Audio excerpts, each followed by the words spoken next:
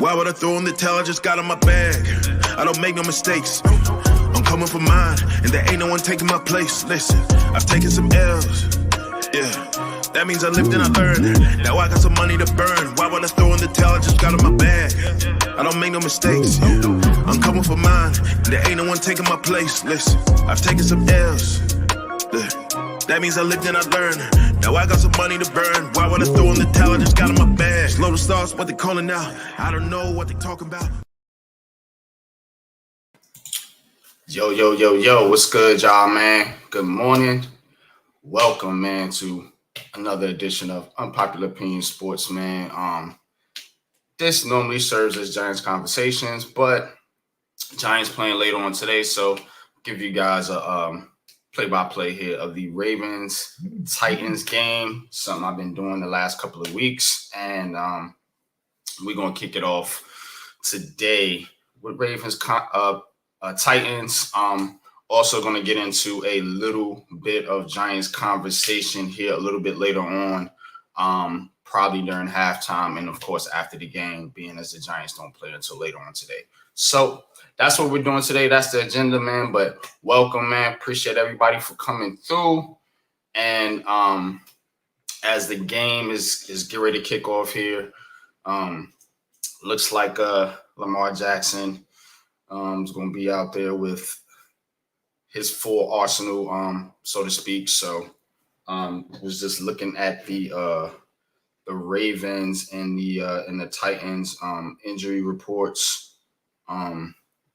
And I think both teams are pretty healthy. I think Treylon Burks is out for the Titans. And the Ravens pretty much got most of their players, important players. I know OBJ will be playing today.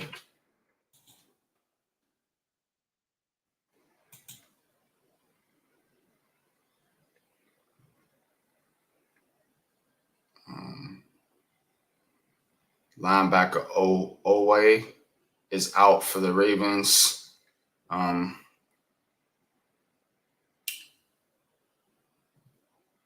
Treylon Burks out for the, of course, Tennessee Titans. Luke Gifford, Elijah Molden. So basically, it's pretty much it. But we're gonna get into this game, man. They have just got done with the national anthem, or the London anthem, whatever it is they play over there. Getting set for kickoff, though. Ravens gonna get the ball first. All right.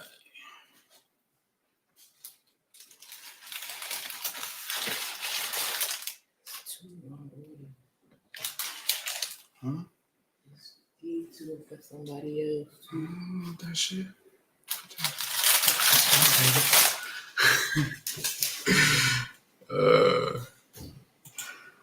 All right. Kick is off, and Ravens get it.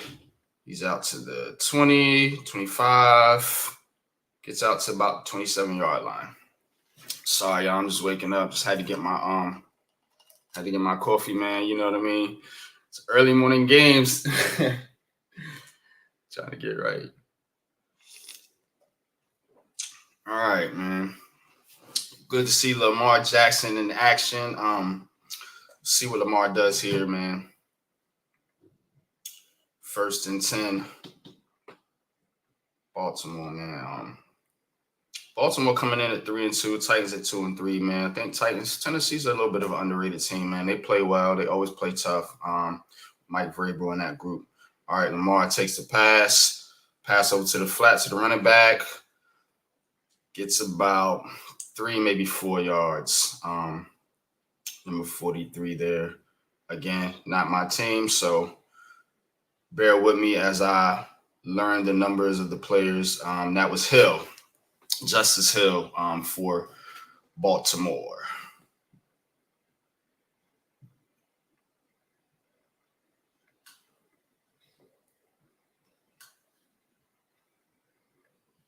All right, Lamar in the center. Man goes in motion.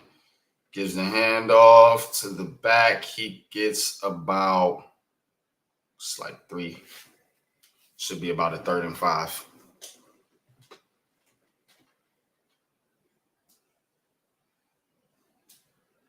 Tennessee's defense is very underrated. Tough defense. Of course, you got Harold Landry, Jeffrey Simmons, Kevin Bird, Christian Fulton.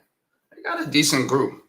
Underrated. No, a lot of people not paying much attention to the Titans outside of Derrick Henry, but Tennessee's a solid team. So it should be a pretty good game.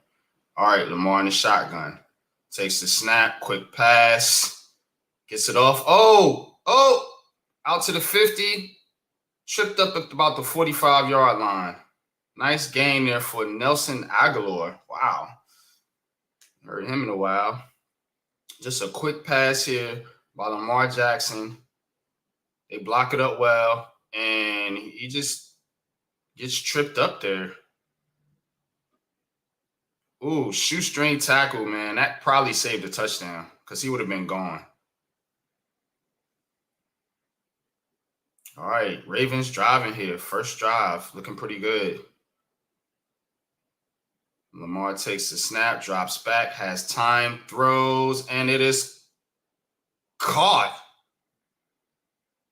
Looks like Zay Flowers with the catch.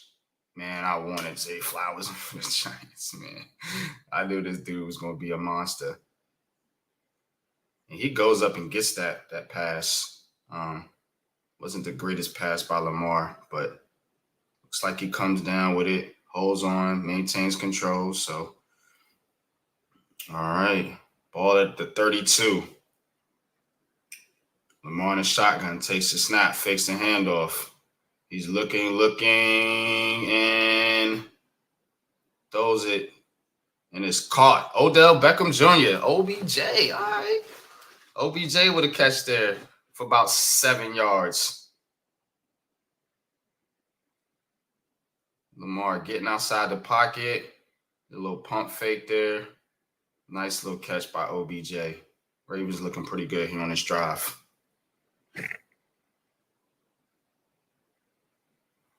Ball is at the 25-yard line.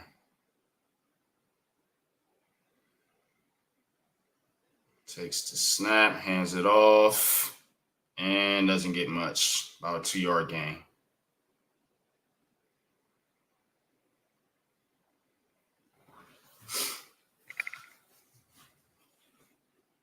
Lamar completing 67.8% of his passes this year. That is a career mark by one Lamar Jackson.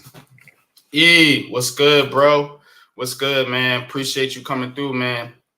Definitely appreciate chopping it up with you guys yesterday, man. The spaces, man. If you don't know, go follow E The Chosen One on Twitter. Him, Mellow Wig, the whole Big Blue Knockout podcast. Those are my boys, man. Excellent content, man. Also, Shakedown, the Shakedown crew on Twitter, man. You already know, right? The Shakedown crew on Twitter, man. Go sub up to Shakedown crew with E, LRP, Shakes Montana, and the whole crew, man. Appreciate y'all, man. Most definitely, man. But I'm up early, man. Chopping it up, man. Going watch some football here. Stress-free. Non-Giants football, man, as we get ready for the night, man. Giants Bills, of course, you already know.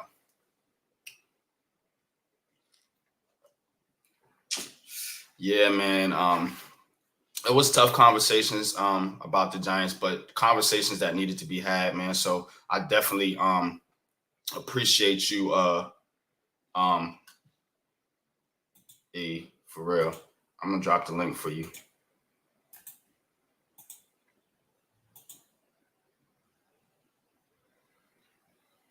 Call this game here. Game is in commercial break right now. So as soon as they get back, we'll get back into it. Ravens, like I said, driving in Tennessee Titans territory.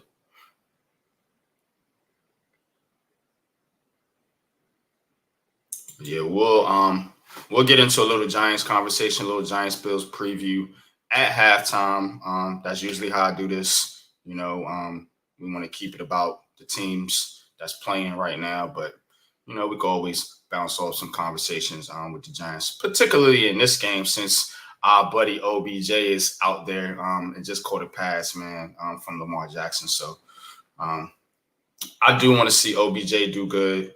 I'm not a hater. I do wish him success, just not against the Giants.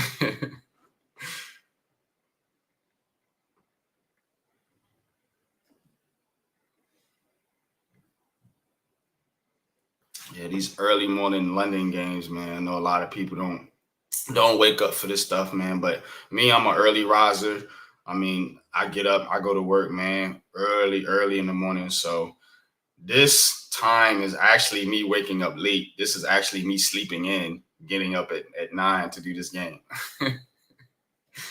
So that's how we roll, man. But link is in the chat. If you want to come through, any Big Blue Crew members, you guys want to come through. Not gonna take any trolls or any weirdos on the panel today because we do want to be professional and keep it about the football game. All right, 3rd and 1. Lamar in the shotgun, hands it off and doesn't get anything. He is stopped for about a 1 yard. Looks like they lost yardage, and it's going to be 4th down. Trying to see who that was that got the handoff. Number 35. He didn't get anything on that play. Shut him down. So, Ravens are going to kick. Justin Tucker, man, one of the better kickers in the league. But he ain't Graham Gano. That's the best. That's all we got, man. Our kicker is an all-pro, man. Kick is up, and it is good. 3-0 Ravens. All right. Tennessee's up next. Tennessee and Mr. Ryan Tannehill. I do not know why Ryan Tannehill is still the starter in Tennessee after they didn't spent 2 picks on quarterbacks the past 2 drafts with Malik Willis and, of course, Will Levis.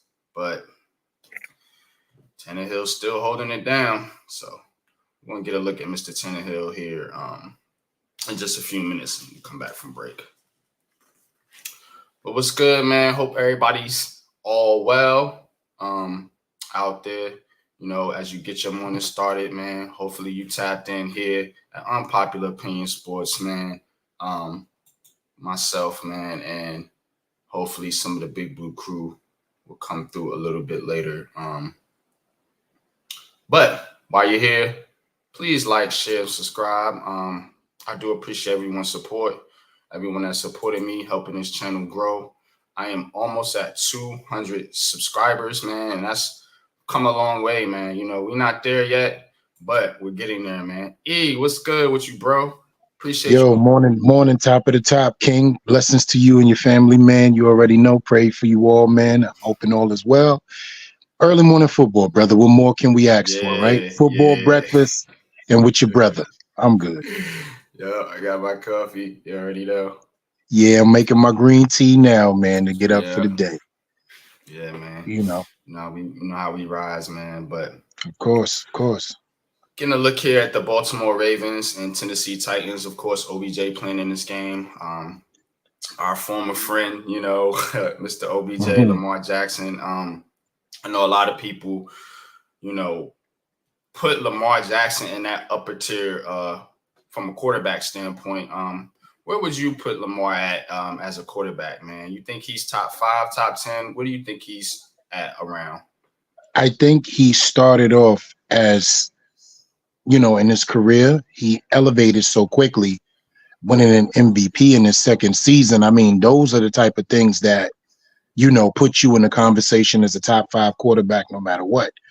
MVP is MVP, and he won it with guys in the league such as Mahomes and the great Aaron Rodgers, who was still in the league in his, latter years, but still his prime. So in his first 2 years, 3 years, he was definitely top 5. But I think he's in year 4 or 5, either one of those. Don't quote me. And he's still top 10 no matter what, due to his talent, due to his athleticism. But he's had issues around him that has made him take a step back. They cannot get that wide receiving room right. His running backs are the most off injured that I've ever seen in a 3-year step. Yo, man, it's like the who's out there that right is now. crazy. I've never seen that before, man. It's like he can't get no help coming out of the backfield, at all. I mean, last year alone, if I'm not mistaken, all 3 running backs got hurt back to back games. So it's a weird situation over there for him. But I think once DaCosta, who's the GM over there, figures it out, they're going to be a powerhouse. But with that kid back there at quarterback, you always have a chance to win. So right now, I consider Lamar top 10 because there's some guys who's shooting up the ladder that's doing things from the pocket that they're waiting for him to still put into his game. So he's still top 10 in my mind. No question. I agree. Little handoff, a little pitch play right there to Derrick Henry, gets about 7 yards. So 2nd and 3 at around about the 32-yard line. Tannehill under center, gives it again to Henry, and he might have got a yard. So it's going to be 3rd down. And from a Tennessee standpoint, man, I'm wondering what they're doing at quarterback because they drafted Malik Willis. They drafted Will Levis. And yet they're still rocking with Tannehill. He hasn't looked great, to put it nicely. But they got a chance here. So 3rd and 2. Did he win the 2 games that they actually won this season? I wouldn't say he won them.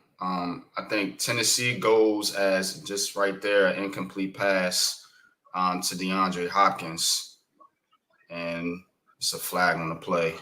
Yeah, he's definitely holding. Yeah. He's definitely holding.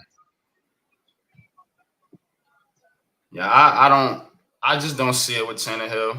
Yeah, pass interference. Yeah, he's you know what's crazy? I called Tannehill the AFC's Daniel Jones.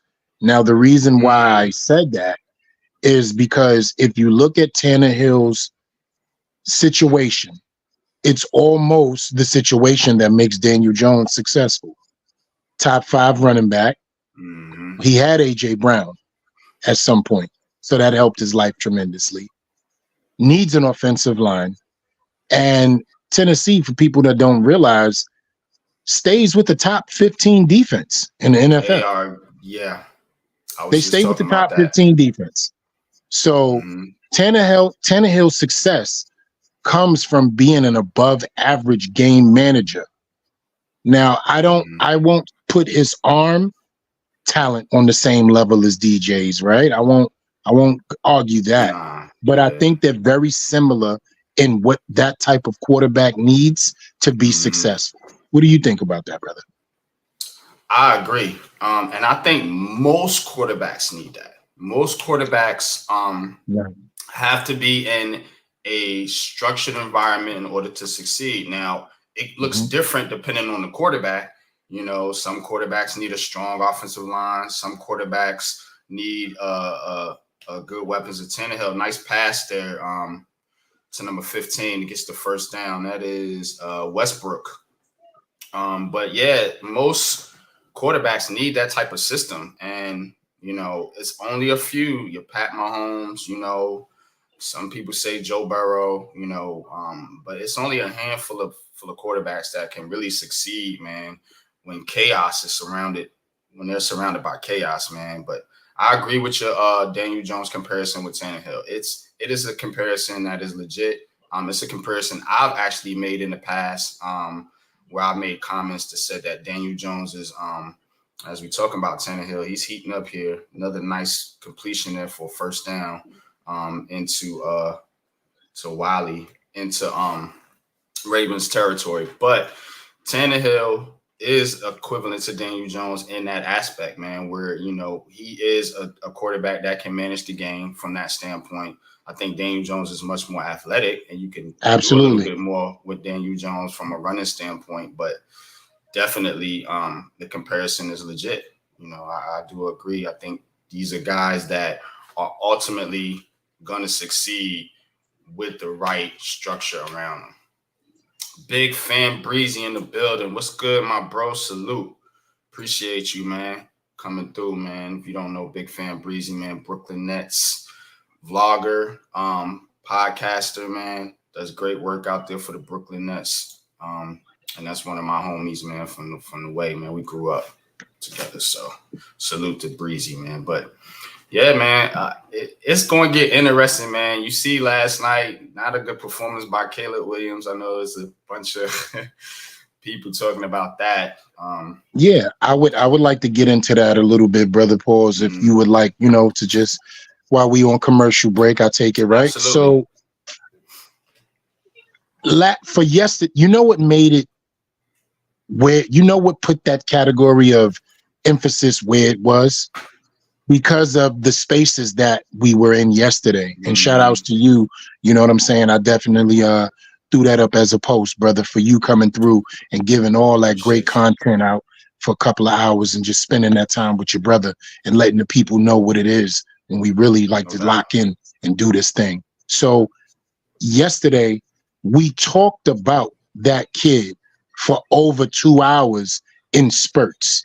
Everybody has something to say. It's time to get rid of Daniel Jones. If we get Caleb Williams, we got to pull the trigger. Nobody argued against pulling the trigger for a Caleb Williams. Of course, you don't pick up a talent like that if you're going in that direction. We get it. We got it. We understand it. But it just so happens, NYG, that Caleb Williams wind up looking just like Daniel Jones last night in that game. Is it not the weirdest comparative? He looked just like Daniel Jones in that game last night. Yo, you on point, man, with all that, man, because ain't no these quarterbacks ain't perfect, man. They're not perfect, man. And to be honest with you, I'm gonna make an unpopular opinion. There's something me and Coach have talked about. I don't even think Caleb Williams is the best quarterback in college football right now. I think that's Shedeur Sanders. That's just me, though. That's my unpopular opinion.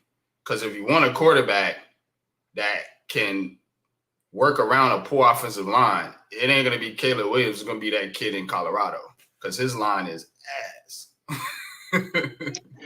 I want to talk about the play that you're about to see. I think I may be ahead of you, maybe a second. But I want to talk about the play that you're about to see really quick. And then we're going to jump right back to Caleb Williams. Tell me when you see the play. I see it. Yep. The pass to Hopkins. I want to talk about that play and how plays like that make a quarterback actually advance up the field when all he has to do is throw the ball in the direction of a dominant number one wide receiver. You see,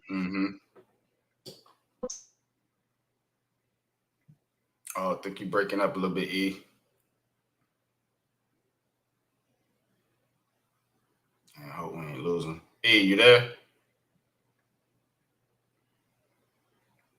9 to 30 yards. All right, you back. He just got 30 yards in advance off a pass interference call by DeAndre Hopkins. That gives him a first and 10. Threw that up there. Yeah, he just threw it up there. Because he saw what was going on with the cornerbacks. But do you see what I mean about just free real estate when you have guys like DeAndre Hopkins? Salute to Raphael and my bro Lou. DJ is the man. Yeah, we all love DJ, man. But it's something funky going on in this Giants organization. I talked about it last night, but yes, sir. Derrick Henry carried for about 1 yard. But yeah, man, I just think that the Giants particularly are having a hard time building the offensive line. We all know that. And I think in a lot of fans' minds, and this could be something that the organization is thinking too, is that, hey, look, how many years or how long is it going to take for our line to catch up to Philly, Dallas, San Francisco? You're not close. But at the end of the day, you know what I'm saying? People seem to think that Tannehill throws incomplete. He had that. You see that time Tannehill got? Yeah, he that was clean, man. I don't Yeah. what happened there. He dropped it. He That was a just drop. dropped it. Yep. The contact down below, pause, allowed him to misjudge his timing with his hands. Yeah.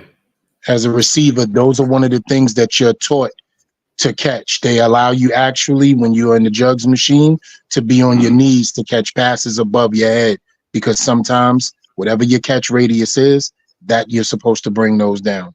That's all on him. It was a good throw by Tannehill. The contact rattled him, and he lost concentration. All right, little screen pass there. Picks up about 8. It's going to be 4th down. That was more. So what's Vrabel going to do? Is he going to go for it? Yeah, G, you know, we just joking around, man. I do want to see Daniel Jones succeed, man. You know, I've been a critic of his in the past, but I am no more. I see the bullshit that's going on, and it's unfortunate, man. But 26-yard attempt, and it is good. 3-3.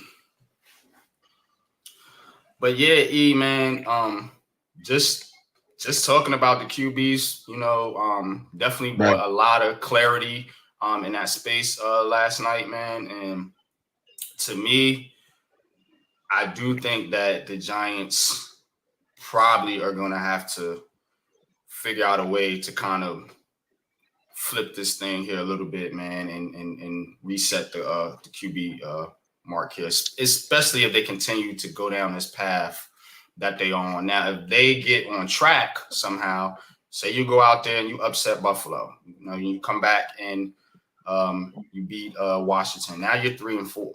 You know, you back in it. You know, but if you lose tonight to the Buffalo Bills with 5 losses, you still got 5 more division games to play. We just talked about how they match up against in the division. And 11 games to go. So and you got 11 games to go. And you still got to play Philly twice. You still got to play the Cowboys again. We got some games against some teams that know how to have offensive explosions that we have to try to match that firepower.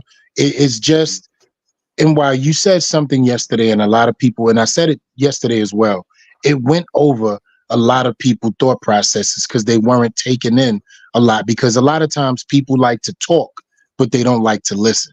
Yesterday, we had a lot of listeners, but you said something. You said, is something going on in the organization that people don't want to see because you feel that they have a lot of us fooled with what they're doing. A lot of people didn't want to talk about that because that's a real conversation that you have to have. And I'm just going to bring up a part of it that you spoke about when you said Daniel Jones is not Shane and Dable's guy. So they do not feel that they have to do anything for him to protect him, keep him, or face. But my question to that was, then why pay him $140 million?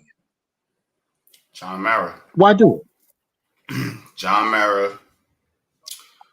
Right. Basically told them, hey, look, we went to the playoffs. Great job by Dable. I want this guy back. I want DJ back. I want Saquon back. How can you argue that if you're Brian Dable and Joe Shane? You just came off a playoff win. If the owner tells you, look, I think we're moving in the right direction, go get some pieces. Let's see if we can make this kid work in this offense. What are you supposed to do? Nah, boss. We want to draft a quarterback. Fuck no, you ain't. I'm paying you. You know what I'm saying? So that is how I think these conversations have. People want to say that Joe Shane has carte blanche or whatever the thing they came up with when he got hired. Bull crap. Yeah. John Mara still running the show, and Shane has made some calculated and awesome contracts. The way he's done these contracts in the cap and stuff, so he can get out of it. Right. But if these guys are going to go down, they're going to go down with their own people. They're not going down with Barkley and Daniel Jones. So that's what I'm saying. If it goes bad this year, they're gonna get their guys in here, and then now, okay, we got our guys. Let's see what we can do with our guys. Because that's what I'm saying. There's no chance Brian Dable or Joe Shane are going anywhere until they at least draft their quarterback. Right. And I fully agree and totally agree with everything you said. And just to add to that, I believe John Mara stood outside of the door after they came from a meeting, and he was like, "Hey, Joe. Hey, Brian. So how'd you structure that?" And he said something like, "Listen, we gave the kid a 2-year window." And he said, "You know what? That's fair. I feel I took years from him. We're going to give years to him, because no matter what, people got to realize Daniel Jones will be the starting quarterback 9-10 or 9-11, 2024. It will not matter. He will be the starting quarterback. Yeah, exactly. It will not matter. So he will have a chance to show again what it is that we got going on. Yep. And that's when the leash is going to be short. You know what I mean? Because it's going to be, hey, look, if you still can't get it done, now he's hurt. So who knows what how serious this injury is. Lamar with a pass there. Oh, man, big gain here. Out to the 50. That was Odell Beckham Jr. Okay. Quick pass. Lamar getting rid of the ball very quick on a slant. We've seen OBJ take these slants before to the house. He doesn't have the speed he used to, but you can see. I ain't gonna lie. He still got wiggle. I ain't gonna lie. I ain't gonna lie. On that one right there, hold on for a second. It looked a little vintage. I'm not gonna lie to you, on Pop. That one looked a little vintage right there. It did, no doubt. he had a little twitch. He had a little burst. You feel me? He a little heavier than he used to be. People got to realize that too. You know, he a little heavier than he used to be. Yeah, he a little heavier than he used to be. You know what I'm saying? That's called 30 in the baby. Yeah, he got that daddy weight. Yeah, he got that daddy. Right. But yo, there you go.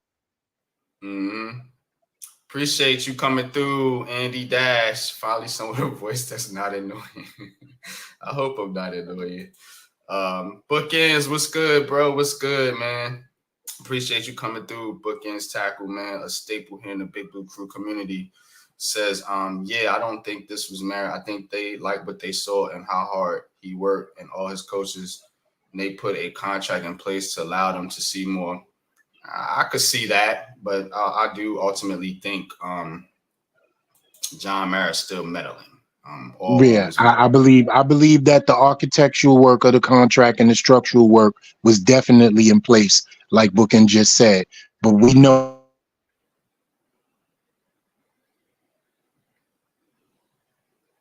I think you're in the Matrix, bro.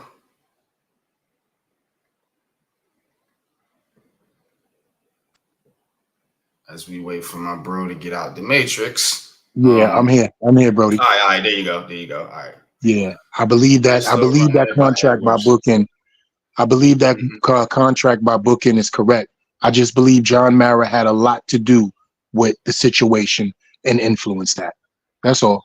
So I agree. Absolutely. But I just know his influence was definitely involved. Yeah, they weren't in a position to draft a quarterback last year, which why it made more sense to do what they did. But given this year, like I said, the Giants are bad, which hard to argue they're not. They're going to be wanting to get their guys in here. Yeah. You're not going to So see. I want to go back to the conversation of really quick while they're on a huddle of Caleb Williams. Last night, it was the weirdest thing in the world to me, man. People in the comment section, please let me know. It was so much of a mirror of what we've seen the first 5 games from the Giants, right? What I want to know is this. When Joe Shane was there last night and he watched that game in its entirety, what was his thought? What was his thought? When he sat there and said, gosh, man, I've seen this many, many times. Is the kid having a bad game? Or is this something that is plaguing me as a GM every Sunday with my very own quarterback? I came to see a kid tonight perform that possibly might put him in a position to be drafted by me. But what I seen tonight is every nightmarish thought process that I have every Sunday and Monday since I've been playing football this season. Lamar Jackson overthrows Odell Beckham Jr. in the end zone, so Ravens are going to kick another field goal. Good drives being stalled out here by Baltimore, and Tennessee's a team you don't want to let stick around. So kick is up, and it's good, 6-3. But yeah, you're right, man. You're right, man. He's looking at that saying, is this kid the savior? Can he do what Daniel Jones can't do on this football team, the New York Giants? That's what Joe Shane's got to be thinking and asking himself. How much of an upgrade, if any, will Caleb Williams be on this team? And that's why I was trying to make cats understand last night. You know, people were telling me how it looks. I don't care how it looks. Does it equate to you winning more football games? And if you can't answer that, which nobody was able to, then what are you doing? To bring clarity to the question, right?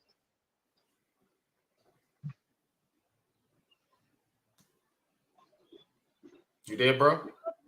Yeah, I'm there.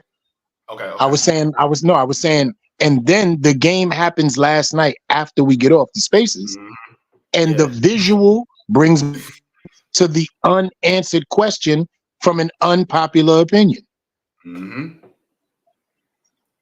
Yeah, because people don't want to deal with that. They want flash and pizzazz. And so let me ask you this: we talking football? Talk about it. If you got a guy with a rocket arm that can get you all the way down to the, say, 20-yard line in the red zone, but he doesn't have the mental processing enough, I'm just making an example, to be able to process the field when it's condensed inside that red zone and you don't score points. What good is that quarterback? Just because he can throw the deep pass and get you there and put up 400 or 500 yards, but you only score 17 points, what good is that? What good is a quarterback that when you get into a game, you down 31 to 37-30, and you need a touchdown to score, he throws an interception because he doesn't have that clutch thing. He doesn't have that moxie. What good is that? You see what I'm saying? You can have the flash and the pizzazz all you want to. Does it equate to winning? And on this New York Giants team, they're not close. And this is where what I say, what you say, what Pat says, what a lot of people in the spaces were saying, until you do something with this offensive line, it ain't going to matter who quarterback you bring in here. Right. And that was the biggest comparative from a guy who's a great prospect from college to a guy who is actually in the NFL struggling with the same similar issues. He's going to face Notre Dame every Sunday when he comes into this league. What will be the difference? right? Mhm. Everybody on Notre Dame's defensive line, defensive backs, deep linebackers, they're not all going to the NFL. He's going to be playing against the best of the best every Sunday, In no the matter NFC what. East, man, look at your division.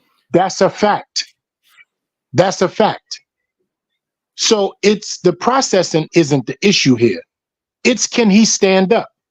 You have to be upright in order to throw the ball. He's going to run for his life. He's not the most mobile kid in the world. Let's get that out there. Mhm. He's not.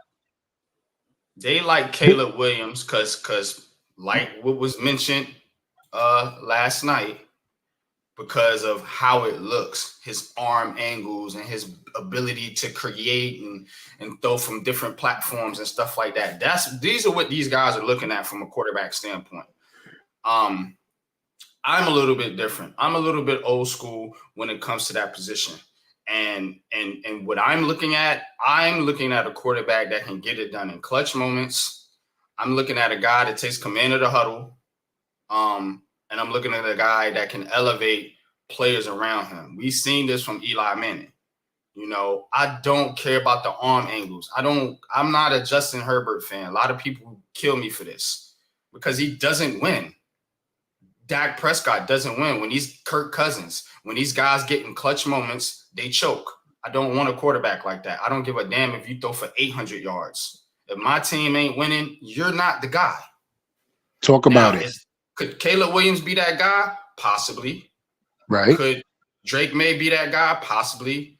Could what this other quarterback, Bo Nix, or even Shedeur Sanders? That's the guy I like personally. If you ranking quarterbacks in college right now, but I'm unpopular opinion sports. What do I know? Because everybody's I look at the tape, I look at this, I look at that. Yeah, look at what your team is doing. If you're a fan, are you a fan? Or are you one of these guys that just want to argue and try to prove a point? Because if I'm right or wrong about what I say, it doesn't matter as long as my team's winning. That's how I feel. That's why I say some of the shit I say. Because I speak from the heart. I don't care if it's Daniel Jones or if it's Caleb Williams. If it's New York Giants are winning, I'm happy. That's where I'm coming from. Tannehill takes the snap, throws, and it is caught to about the 32-yard line. And that is 85. What's this guy? I can't even pronounce this guy's name. I'm not going to try. Tennessee's got some guys on there that's not well known. E, where'd you go? I guess he'll pop back in. But yeah, man, Bookers, you're right. Some of those decisions were suspect, man. That's another thing. How does your quarterback play under pressure? That's something else that we got to talk about. Yeah, decent under pressure. Exactly, man. Exactly my point. Easy when you have 5 seconds. I looked at that with Justin Fields when he faced some SEC defense, the real pressure, he struggled. Great with no pressure. Can he adjust? Maybe, but no guarantee. Right. Look, man, these guys, these quarterbacks in college, like all quarterbacks, have to be developed. People on Twitter and people on social media want a guy to come in any situation and automatically just shine off from the jump. Every quarterback needs time to develop. The problem that we got right now with Daniel Jones is he was not developed properly. They put him in the game, threw him in the fire. He didn't get to sit behind Eli Manning like he should have that first season. I think he was put in game 3 or 4, something like that. And he looked good, for the most part. But at the end of the day, that man needed time to sit there and learn the game before being thrown out there and put in those pressurized situations. I think if he would have spent a year or 2 behind Eli Manning, I think you would have got the best version of Daniel Jones that you possibly could have gotten. But that was not the case. So now what you going to do? You're going to draft Caleb Williams and do him the same way? Or are you going to actually let him sit behind Daniel Jones or whoever is your quarterback and let him learn like it should be done? 3rd and 6. Tannehill takes the snap, throws, and that's just a bad pass. Nobody in the area. Looked like some miscommunication there. Tennessee's going to punt. Looks like he was trying to get it. No, that ball was tipped. That was tipped. Yeah, the DN got his hand on it. Yeah, because that looked funky. But, man, that's what I'm saying. You know what I mean? We were in a position last year. I think Joe was going CJ Stroud. Yeah, he looks like the best one right now. Richardson looked pretty good, but he's hurt, and Bryce Young is struggling. So, yeah, CJ Stroud would have been the guy. And here we go. Punt return to the 30, to the 20. 20 to the 20-yard line here on this kick return by Baltimore. What's up, Brody? You can hear me? Number 13. Yeah, I got you now, bro. No problem. No problem. Thanks for having me too today, brother. Oh, of course, man. He took it from the 10 and he just broke tackles. Nice return there. Baltimore in business now.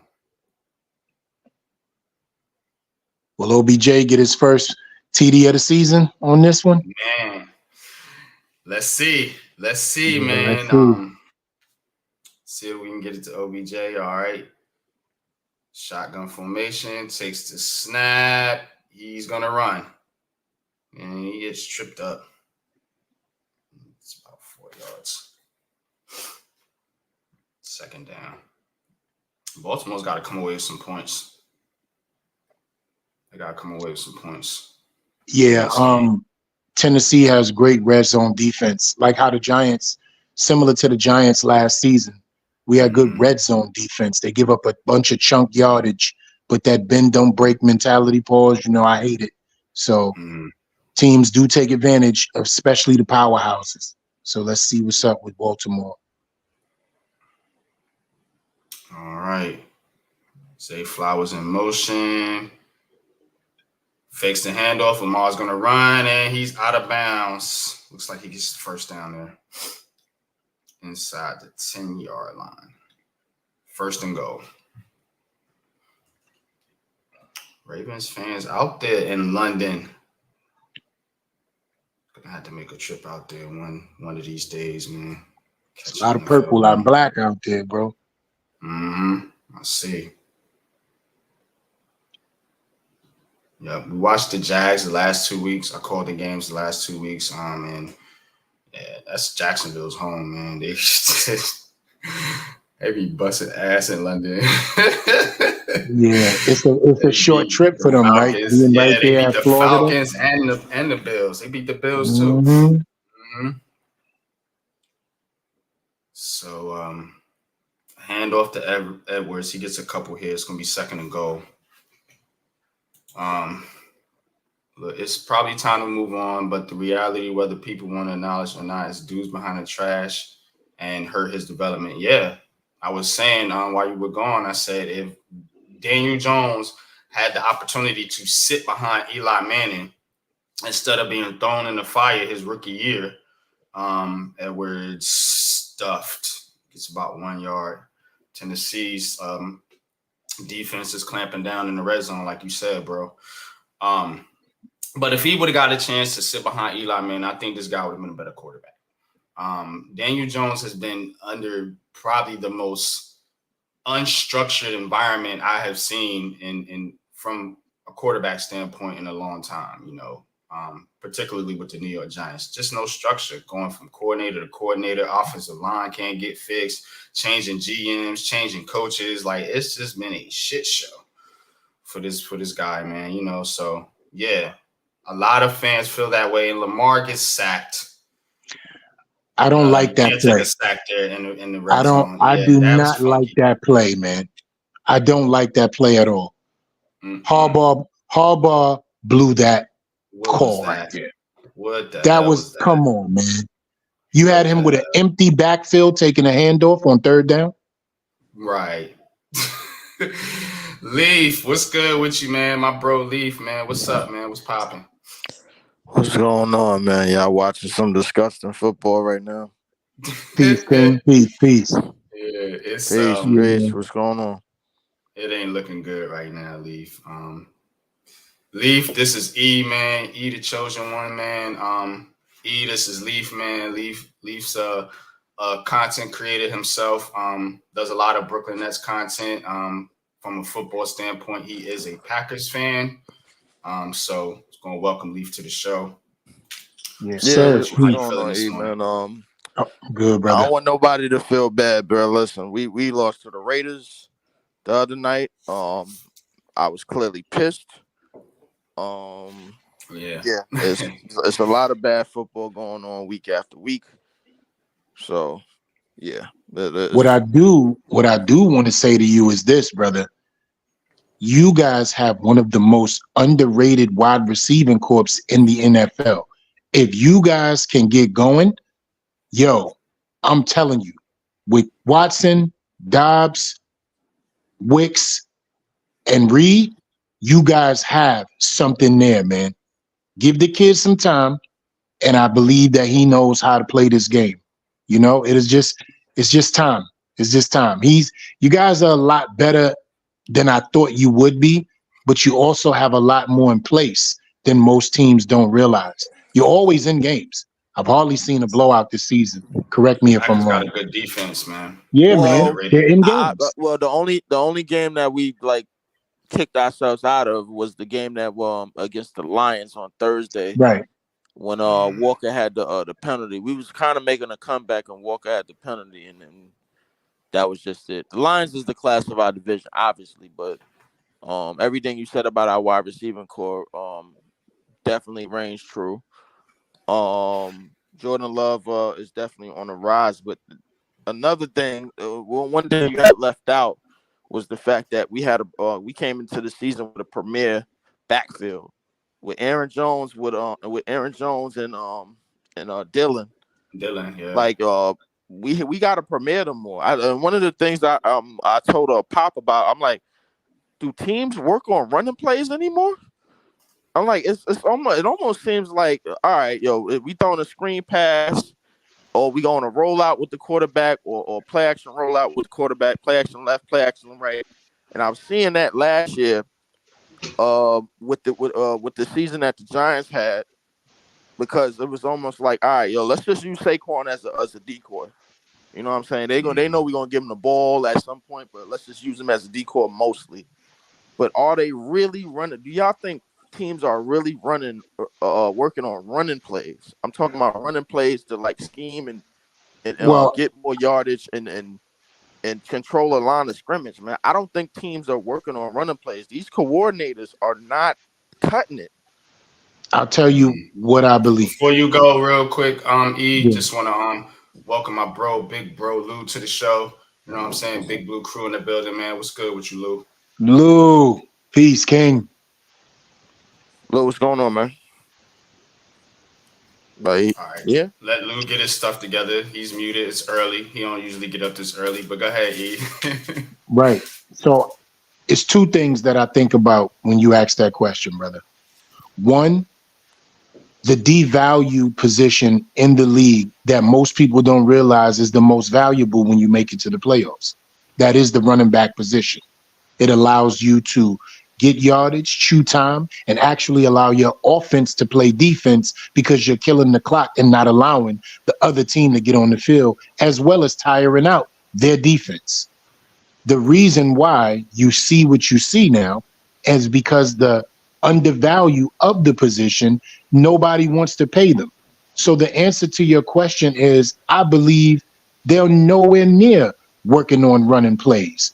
Look at the offensive lines that are set up these days. They're not the same huge bodied cats that used to be up front to allow your running game to do what it does. These dudes are slimmer, taller, longer, more athletic, so they can do certain things like zone stretch, zone power, pulling guards. The game has changed offensively.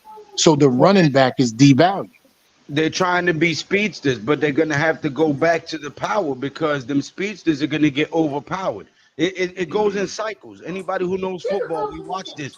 When everybody was big and slow, they went to the skinnier, faster guys, and they were able to get the big plays. But once they figured out how to stop them skinny guys, they all bulked back up again. You know, it goes in cycles. But I didn't mean to cut you off. I just wanted to come on here to be like, my man NYG Unpopular Opinion Sports needs 3 subscribers to get to 200 subs, yo.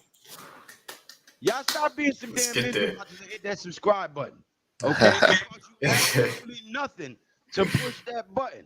Okay? That was a bar. Okay? Yeah, y'all better. Yo, definitely, What up, Lou, baby? man.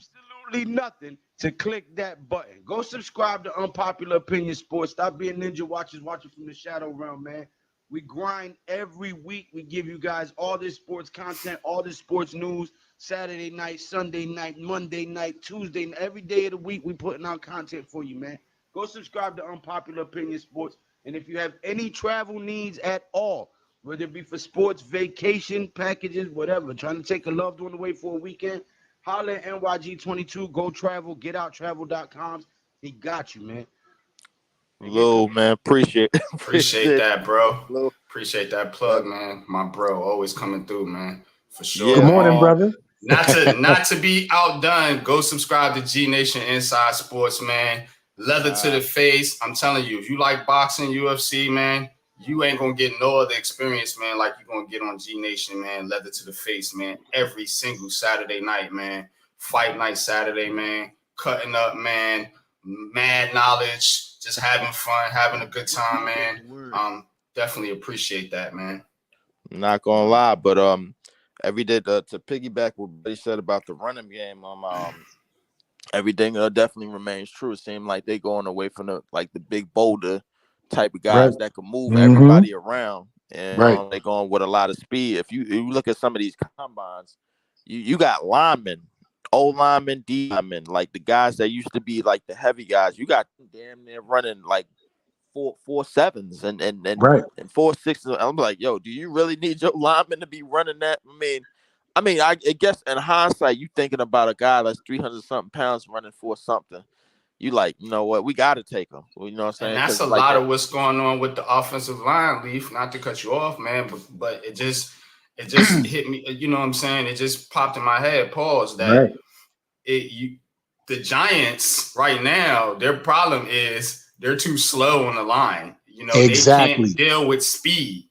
Exactly. Exactly. And YG, think about it, right? Once the ball is hyped, if you're slow off the line, that means your play calling is also slow. Your scheme is slow. And guys don't have to be the best of the best. They just have to be faster than you. So they're going to get home. That's why you only send 4 against the Giants, because they will not be able to stop 4 rushes that are faster or have a defensive scheme that allows them to go up the field faster. So it's not that Daniel Jones can't process. The scheme is slow. The development is slow. The route running is not where it needs to be. How many times have I still shot 3 wide receivers in the same area, 3 yards apart up the field? Which is crazy to me, bro. And another reason I wanted to piggyback on you, you talked about the first reason with the not having the big boulder guys up front. Another reason I think now we got so many mobile quarterbacks in this league now, and got quarterbacks that could basically run for 50 yards or 70-something yards to 100 yards, them damn stuff. You go look around the league. Jackson, nice pass over the middle from Mark Andrews. If you go look around the league, even this past year, this league has drafted 3 black quarterbacks and I guess for lack of a better term, scrambled quarterbacks in the first round this year. When the last time we seen that? Never. You know what I'm saying? So my thing is like if they seeing Pat Mahomes run for scramble out for like for 50 or 75 yards or whatever, now they thinking like, yo, what do we need with a Kareem Hunt? What do we need with a Nick Chubb? What do we need with these guys? Like those Absolutely, guys. because the quarterback is an extension of the running game, but also as the Nice quarterback run becomes an there by extension of the Justice running Hill. game, It's about 7 yards there. the running back becomes an extension of the receiving game. As you see more running backs are drafted on their ability to receive as well. So it's a dual threat situation. I'll draft a dual threat quarterback with a dual threat running back, which adds to the offensive line, who's more athletic, who pulls, zone stretch instead of power, which you score more points. That's the concept, man. That's the concept in the regular season, though. But like we Yep. said, Mm-hmm. earlier, you know, in the playoffs, you need defense and a running game to win. Absolutely. That's a fact. You know what I'm saying? So you gotta have an offensive line that can do both. These guys have to be versatile. You know what I'm saying? And the scheme definitely attributes to that, because you got to know how to put these players. You can't have, you know, slow-footed tackles. You know, you can't have guards that can't pull or get out in space. You know, you have to put these guys in the best position. Now, if you want to go power running, maybe you want to, you know, do a sub package or put 2 tight ends on the line. You know what I'm saying? And go 12 personnel. You have to be versatile in that aspect. You know, and what do they say you need to do to beat NFL teams? Make them what? One dimensional. You know, and so passing in the running game definitely feed off each other. But to your point, to everyone's point that was saying here today, it is about speed more than power in the NFL right now. Absolutely. So let me ask you a question after the brother. Kelly, absolutely. And just for a second, I think the same thing kind of reigns true on the opposite side of the ball on the defense. And you look at a lot of the speed guys and the guys that could keep up with the offense. They looking for more guys that could keep up with the Tyreek Hills and all of these speedsters and everybody on defense as well, and guys that could hawk the ball. But a lot of these guys that could do all of these things, man, they not good tacklers. They good run and catch guys. They could ball hawk. I'm seeing that with the linebackers. Ryan Shazier, just to give a perfect example. One of the reasons why I strongly believe why he got hurt, because he wasn't tackling anything. Like he couldn't tackle.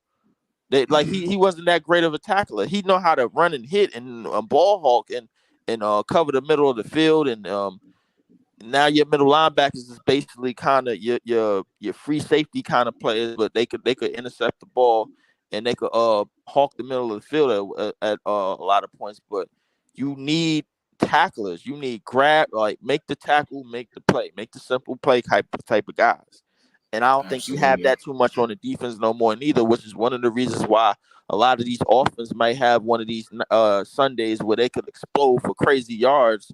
And the next thing you know, man, you looking at your defense like, yo, what the hell was we doing? We was all right last week, but now we ain't doing nothing this week. It's like, all right, man, this is insane, you know. But I think a lot of the things reign true on both sides of the ball, like you was talking about. Like they going for speed as opposed to like, all right, let's get some strong guys that could take down and do this and do that. Because if they going for speed, the slow guy, the not so speedy guys that could tackle and make the plays up the front, man, they gonna get burnt. You know what I'm saying? Like if they got we was talking about Brandon Staley on another show who's basically a terrorist over in Los Angeles with the Chargers. He's putting Khalil Mack on speed guys.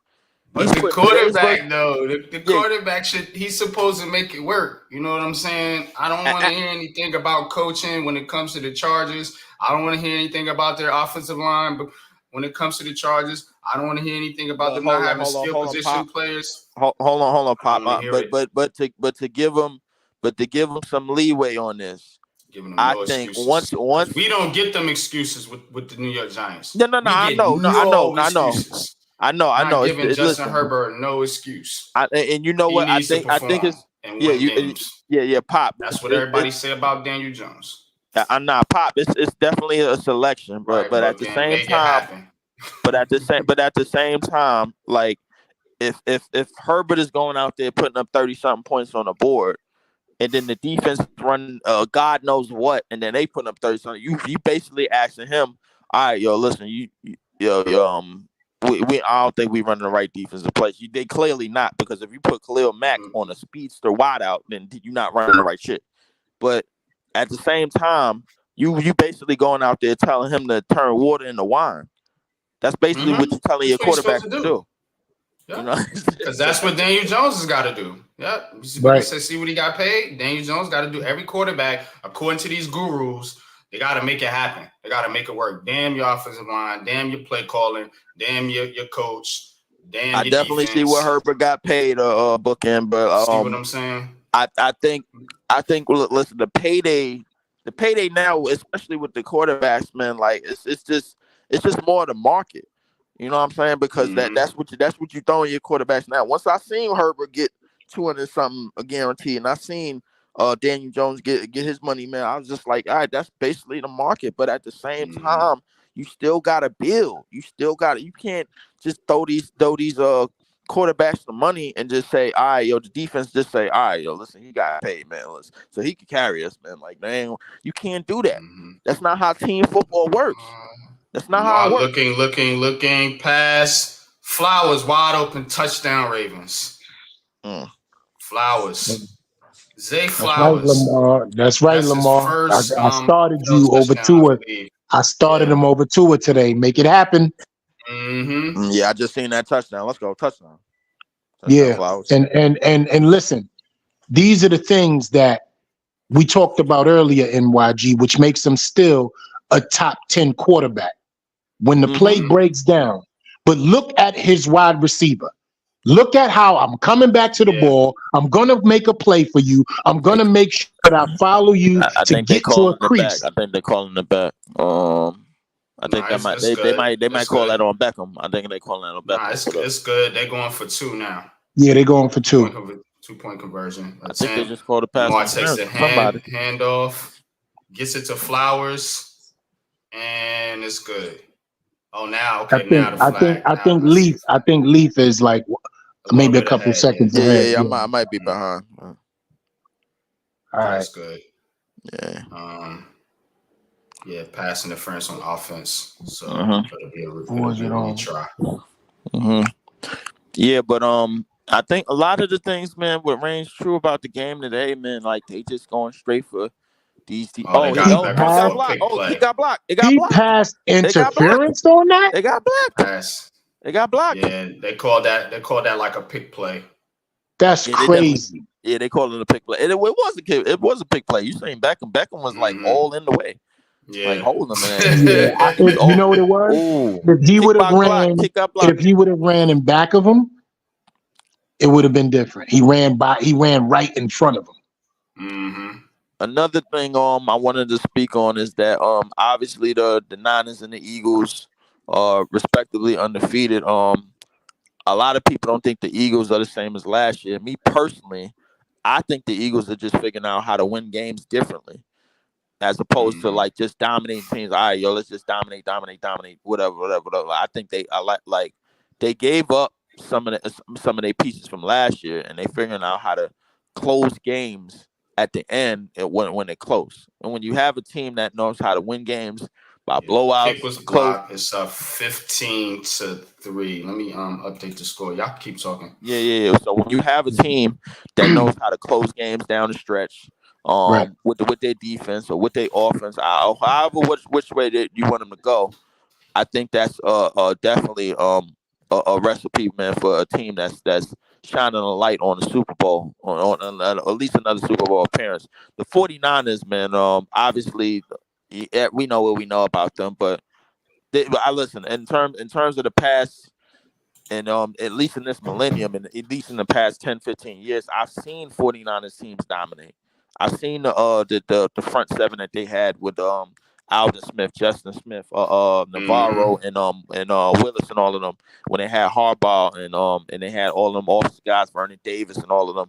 I seen those teams, man, and I'm looking now. I'm just thinking to myself, I'm like, the 49ers, their problem has never been the regular season. Their problem has been the postseason and going into the playoffs and doing certain things in the playoffs. They kind of remind me of the Boston Celtics. With all of this talent, man, like and all this stuff, man, going on for them, and then when they get in the playoffs and it's time for them to do certain things and they can't do it, what are you heating up? Yeah, the Dallas Cowboys, the Chargers. There's a lot of teams like that, but these quarterbacks, they get put up there on a pedestal when they haven't done anything, and that's what I'm talking about. You know, I personally think there's one, maybe two elite quarterbacks in this NFL right now, and that's Joe Burrow and Pat Mahomes, because they get And look at his struggles and why. Look at his struggles. Struggling. He's struggling mightily. Let's talk about it. Let's talk about it. The man been in the league 3 years. I know we're gonna get into this. Oh right? Man. The man been in the league 3 years. I am a Joe Burrow fan because I'm an LSU fan, right? Okay. So let's start from the same situation that Daniel Jones, other quarterbacks, right? We don't even got to mention names. Herberts, everybody comes in with an expectation. A line gives you some protection, which allows your expectations to actually be seen during certain plays, during certain times of a game, during situational football. We all agree to that? In situational football, Joe Burrow has lost more than any quarterback in the last 3 years. Listen to what I'm saying. In situational football, meaning as it's his game to win if his line can protect him enough so he can make a play. They have failed him in every situational football situation. Even what? Super Bowl, everything. The Super Bowl, like going NFC Championship, NFC Championship. Come on. Come on. And then you say, okay, they went out. They beefed up the line. They got somebody to protect them. What happens? Same situation. Situational football. The defense makes a play. He loses a game. This year it's been even tougher. Yeah. So I don't want to hear arm talent. I don't want to hear side throwing. I don't want to hear improvising. I don't want to hear reading defenses. I don't want to hear none of that conversation because miss me with that. Because if you can't protect that, you don't have enough to do that. You can't process without protection. You can't make a move without breaking down. We watched this dude snap his leg like a chicken wing his first season. We didn't even think he was going to be the same player the next year after that. That's absolutely true. That's absolutely true. Stop talking to me if you like football. Start talking to me if you know football. Big fact. That's some real bars right there, man. Definitely. But it's about the 45. I will say what's going on with them right now is a lot of the same things that you've been saying. The defensive side of the ball, which I thought they at least excelled at when they made their runs last year and the year before. Right. They starting to spiral down. And a lot of teams are starting to figure out, okay, man, listen, if we can get Joe Burrow off the field, man, with this poor ass line that he got, man, like real quick, then the defense, they're gonna have to. It's basically gonna be a war of attrition for the defense, and it's basically gonna be the countdown to basically when they get tired and fall apart. You know what I'm saying? So like realistically, like I like the Cincinnati Bengals, man. Listen, they got to go back to the drawing board and they got to figure this thing out. And that's crazy. And what's crazy, right? It is. But I mean, what's crazy, Leaf, is he has been getting by with possibly the best 3 wide receiver combination in the league. So therefore, defenses weren't able to get where they got on the field to them. But once they started bracketing, once they started bracketing and learning how to say, you know what, we're going to allocate defensive funds to one side of the field and take another side of the field away from them, he started to struggle. And that's what it's about. Defensive concepts that offset offensive schemes. Down goes Tannehill, sacked back at the 35-yard line. Look like 3 people met him. Is that not familiar to you? Yeah, he looks like DJ out there, man. Exactly, I'm telling you. Right. It's not a game. Patrick Queen in there on the sack. All three of them, whoever the three was. Queen was first, the other two was there. Queen was in there. But that's what it is, Leaf. Defensive Absolutely. concepts to dominate offensive schemes, bro. Defensive concepts to dominate offensive schemes. Yeah, you absolutely. And I think it was kind of only a matter of time before he got figured out. Realistically, man, I think like as you said, man, like listen, it was basically a ticking clock, man, with that offensive line, with a combination of a weak offensive line and a combination of one of the most best three-man wide receiver cores, man, with chasing those boys. I think it was kind of he was kind of on borrowed time, realistically, man, because when you have that type of injury and then you come back and to make the Super Bowl and then make another run to the AFC Championship game and then now where they are now, man, like that basically means you was really on borrowed time. You know what I'm saying? And now we looking at him, and then we looking at the Bills. Obviously we looking at we looking at Lamar. We looking at Herbert. Man, like which one of these guys in the AFC are really going to take the reins and really challenge Kansas City? Because really, like to me, Kansas City is just like they seem like they like kind of on cruise control. Really, like they don't seem like they being challenged in the AFC to me, man. Like, and I'm just like, all right, man. Like, so somebody's gonna have to step up. Some quarterback, some team, some defense is gonna have to figure it out and put a like you said, scheme, great scheme to terrorize the offenses. Like, you know what I'm saying? Like it is what it is, man. Andy Reid and Pat Mahomes, best quarterback coach combination in the NFL right now. And here's the kicker for Kansas City. Can't leave out Travis Kelce. So right, I agree, but I was getting ready to get there, Lou. I was getting ready to get there. Steve Spagnuolo, because everybody raves about Kansas City's offense. Them guys get after it defensively with Chris Jones, Karlaftis, McDuffie over there. They got a solid defense, man, and that what makes them the most complete team. Bishop said it's the 49ers. I disagree. The 49ers might be in the NFC, but in the NFL, it's the Kansas City Chiefs. The Kansas City Chiefs with Chris Jones in that defense, with Spags, a championship defensive coordinator with two different organizations, that's hard to defeat. That is hard to defeat, man. And the only thing that can derail Kansas City, in my opinion, is themselves, whether it be injury or just ineffectiveness, man. Because when them guys are clicking, man, they're on point. You know what Kansas City does best that Spagnuolo has adapted to defensive concept wise? Because remember, he was a rush for NASCAR, get to up the field type of coordinator. When he went to the AFC, he learned how to take away half of the field from other teams and kill you on one side of the field. If you look at his blitz game, it's always A gap, B gap on one side of the field that's weakest on their offensive line. If you look at his sack production, he knows how to get his safeties in position and his cornerbacks to come around on blitzes. And he knows how to fool a quarterback into making him think he has an open read and having somebody eat up that soft zone cushion to get to that space so the passes is incomplete. You hardly see 40 to 50-yard passes completed against the Kansas City Chiefs down the field. All right. Yeah, Kansas City has been beatable in their games, but at the end of it, they lost one game. That was to the Lions. Get my boy to 200 yet? If y'all don't get this man to over 200 subscribers on this stream, and all he needs is 2 more subscribers, you bunch of ninja watchers. All right. The shadow realm. but I wanted to talk something to Sir Bishop about KC was beatable. Now he go back to the other one Pop. He said they was beatable in all games. And you could be if you want to, you could say the same thing for the Philadelphia Eagles. But at the same time, there's a difference he's between arguing the 49ers. It's a damn shame that I gotta get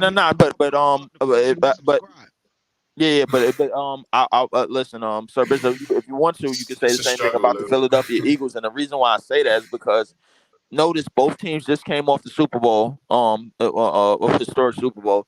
Both teams now know how to win when they're not dominating. They know how to win close games. They know how to win games down the stretch when teams are somewhat challenging them. So realistically, you can say teams are challenging them, but there's a difference between knowing how to win. It's the same as the NBA. You know, you got a dominant team and they dominated the year before, kind of like think about the Warriors. You know what I'm saying? Like they was dominating when they had the 73 win season and they had KD. They just figured out how to win games late. That's what it is. And now they figured out how to execute late. All right, yo, listen, That's fourth Kansas quarter. City. Yeah, and that's Kansas City in a nutshell. You know what I'm saying? Like they figuring out all right, yo, we've been dying with this scheme all day or whatever. All right, yo, Chris Jones in the defense, they know when to step up. They know when to Mm-hmm. they know when to basically lock in and get important plays down the stretch and in the fourth quarter. Man, where those games are winnable and keep the games close. You're not gonna see Kansas City is one of those teams, man. They got to get blown out. Philly is one of them teams they got to get blown out. You can't be in a close game with them and expect, all right, yo, listen, we're gonna beat them in a close one, man, whatever. No, you're not gonna do that. And I think this is where the Lions come in, because the Lions don't give a damn. You know what I'm saying? Like, and they one of those teams that could get a league and get you up and all right, yo, let's keep our foot on the neck. We're gonna do what we need to do. But in the case, going back to the case of Kansas City, I think they know how to win games late, and it's in becoming that type of team where you go from like, all right, being dominant into being conservative and then being consistent. You know what I'm saying? Like there's a fine line between being dominant and being consistent. You be consistent by winning the games in the fourth quarter where it matters. It doesn't matter if you're blowing teams out. It doesn't matter. We've seen this team come back from 20 something down on Houston in the playoffs in second, and basically in a quarter. You know what I'm saying? So we saw that. So they know how to win games, Let me whatever however way you want to win them. let me update the game, and then I'm gonna update the chat, and then we're gonna get back into it. We're gonna get into some Giants conversation here at halftime. Giants Bills tonight. You haters. But Lamar Jackson drops back. It's 27 seconds left. Pumps, throws, and he misses a wide open receiver. I seen that. That was on a run. That was on a run to. But check it out. Said the Niners have been dominating everybody they played in the regular season. That is true. You know what the funny thing about that is, man? Like sports updates until somebody subscribes. We just gonna sit here and look at the camera. let me get to this chat. We don't ignore the chat. Let me get to this chat. And then we're gonna get back into it. Andy Reid, the best offensive mind. Play caller, no question. I agree with that. Everywhere this guy has been, Bishop says the refs cheated for them against the Vikings. We can't point to the refs because I can point to the refs as a Giants fan in every game. Exactly.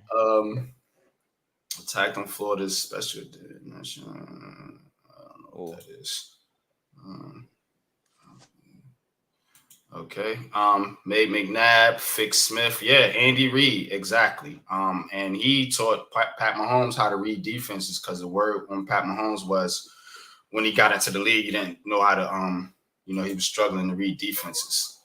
That's not gonna work come playoff time. You are one and done. They've been to 3 Super Bowls in the last 5 years. How their season ended. Basically. Yeah, I don't know what the one and done comment is about. Hey, Because make me a Kansas mod. City is the cream of the Make crop. me a moderator. I thought you was a moderator. I thought I was too, but I don't see no wrench. Pauline Mercer, that's very sad, but this is a football stream. We don't want to hear none of that. All right.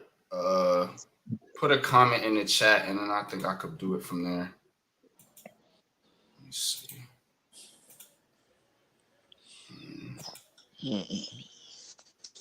But 4th and 3. Looks like Baltimore's gonna try another field goal. I needed that by Lamar, man. That incompletion. I needed that. Come on, man. Let's see. Let me. Yeah. Yeah. All I'm not right. gonna tell y'all nothing. I just want y'all to know it's yeah. Yeah is an actual happy excitement. He said yes. I'm not gonna say nothing. Yeah. Oh, yeah. Well, Fumble. Oh, he coughed it up. Ravens recover with 1 second left. That is, man, that is terrible, man. 1 second. That is freaking terrible. 1 second to go. Are you serious? You know what? Man, the way this season is going, man, I think you're gonna start seeing teams lock in after Thanksgiving. They're like the teams that's gonna lock in after Thanksgiving. I'm sorry, my brother. I apologize. With the deepest respect, I didn't. This is something important. No, go ahead, Lou. I bet that this Mercer person was one of the same people that stopped watching football when Kaepernick took a knee and said that just play football. We don't want to hear your politics and all this, right? We don't want to hear none of that on our stream. I don't care about no hostages. I don't care about no terrorists. I don't care about none of that. We're here to talk football. Just like you wanted us to just play ball and not kneel and keep the politics out the game, keep that shit off our stream. All right, you are a moderator now, Lou. Can I add to that real quick? Because sometimes I just have to say something, right? Because that's how we do things. The reason why this has even taken place this morning is because we're trying to take our minds away from things like that. Right. Obviously, yeah. You know what I'm saying? That's what we're watching football for breakfast this morning with NYG and the crew for. We're not here for Hamas, Al Qaeda, Gaza. We're not here for none of that, bro. As my brother was just saying, we're here to watch football to keep our minds and the fans' minds on some positive thought processes, which is a game of sport. Absolutely. And the Ravens take the field goal, and it is 18-3. At the half, at halftime. All right. So I'm ready to get into this talk with you guys, man. Once again, NYG, Lou, Leaf, it is a pleasure, King. I'm going to make sure that I subscribe to whatever you got going on. Let me know where I can find you a little bit later on so we could get into it. But I'm ready to talk with you guys about some things that have been taking place in the league this season, man. So go ahead. I'm right here. I know my boy Lou about to bring the heat. So what's on your mind, NY? All right, I'm putting this guy in timeout. We're not doing this shit here today. Yeah, put him in the corner, B. Yeah, you got to get put in the corner. My man warned you, and you were not listening. So, I normally don't do this. I normally don't block anybody's comments on my stream. Yeah, you got to go to the gulag, B. Right. But let's talk about Giants. Talk about this Giants-Bills game, man. We're not going to dwell on that shit. That's giving them what they want. I'm gonna smoke. Keys to the game, man. Keys to the game, man. Look, it has not looked good for the Giants. Daniel Jones is out. We're just gonna run through the updates. Saquon Barkley may or may not play. I don't know if he's gonna play. Andrew Thomas is out. John Michael Smith is out. The offensive line is in shambles. Justin Pugh elevated from the practice squad. So is Tommy DeVito, the third-string quarterback. Things are not looking good right now for the Giants. But to flip it around, Buffalo is suffering some injuries too. We just watched this.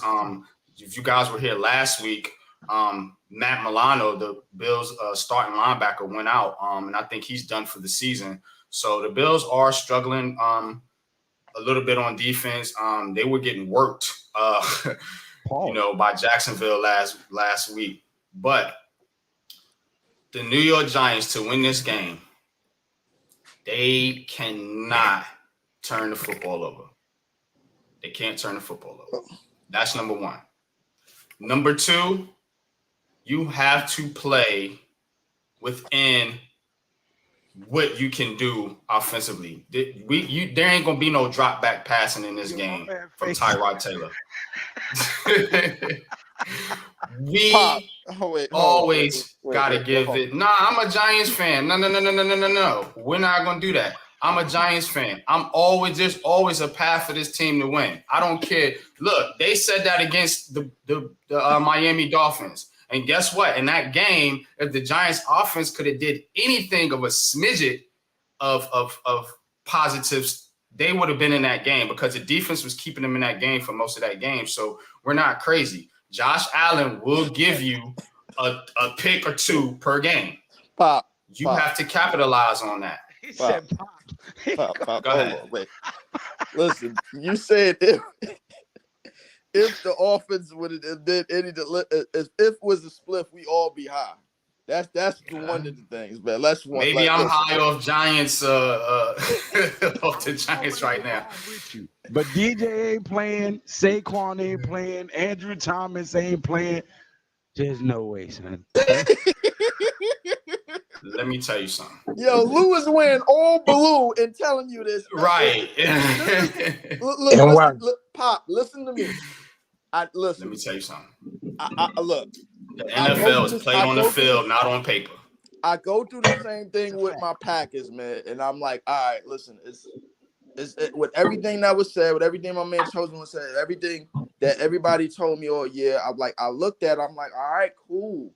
We could do these things. We could have these spurts and all this, but it's gonna take time for us. Y'all situation is sort of the same thing.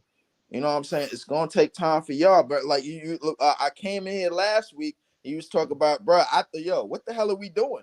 Are we taking? Or what are we doing? I like, are we throwing games? Are we looking for a top pick? What are we doing? So my thing is, I've said that. Yeah, I've said that. Yeah, and the thing is now. But Leaf, let me hold up. Let me get the floor for a minute. As a content creator, as a Giants fan, I have to see a path for this team to win every single week. And the way they can do this is if this defense goes in there and makes Josh Allen look like he did week 1, turning the football over. The coach tries to find a path for victory for his team, put his players. And you got to understand, Brian Dable from Buffalo, he knows Josh Allen. He knows Josh Allen better than any coach on that Bills staff. You can know Josh Allen all you want, man. Like this, that's not gonna stop you from the onslaught that's about to take place tonight. I would say that he knows that staff. He knows those coaches over there. He knows how they like to game plan, how they like to attack certain positions, how they like to cut off certain parts of the field and use what. So I would say that he has a better advantage by knowing the staff, the coaching staff over there, and how they like to play. Now he can use their traits and their go-tos against them. Right? Because you know their system, you know what they like and what they dislike. But with all the injuries we have, all the guys that we have not playing, Josh Allen would have to throw like 4 picks. They would have to fumble twice. We would have to get DeVito or Tyrod Taylor would have to be fucking phenomenal. It would, you know what I mean? Evan Neal would all of a sudden have to become the best right tackle in the NFL. Look, G, you know what I was told? And E, you could speak to this. I was told in the Twitter space last night with my boy E right here, E the Chosen One. I was told by a certain content creator that it's going to look different with Tyrod Taylor out there. And did I or did I not hear that, E? Or was I tripping? Yeah, I noticed that I've been quiet while y'all were talking, right? Yeah, I noticed that. I ain't say nothing the whole time. Y'all been talking. Wait. Hold up. I am my brother's keeper. And why? I heard that. But we know what's about to go down, right? Listen, and why? I have blue Kool-Aid in my cabinet. I swim in the blue ocean. I eat blueberry pancakes.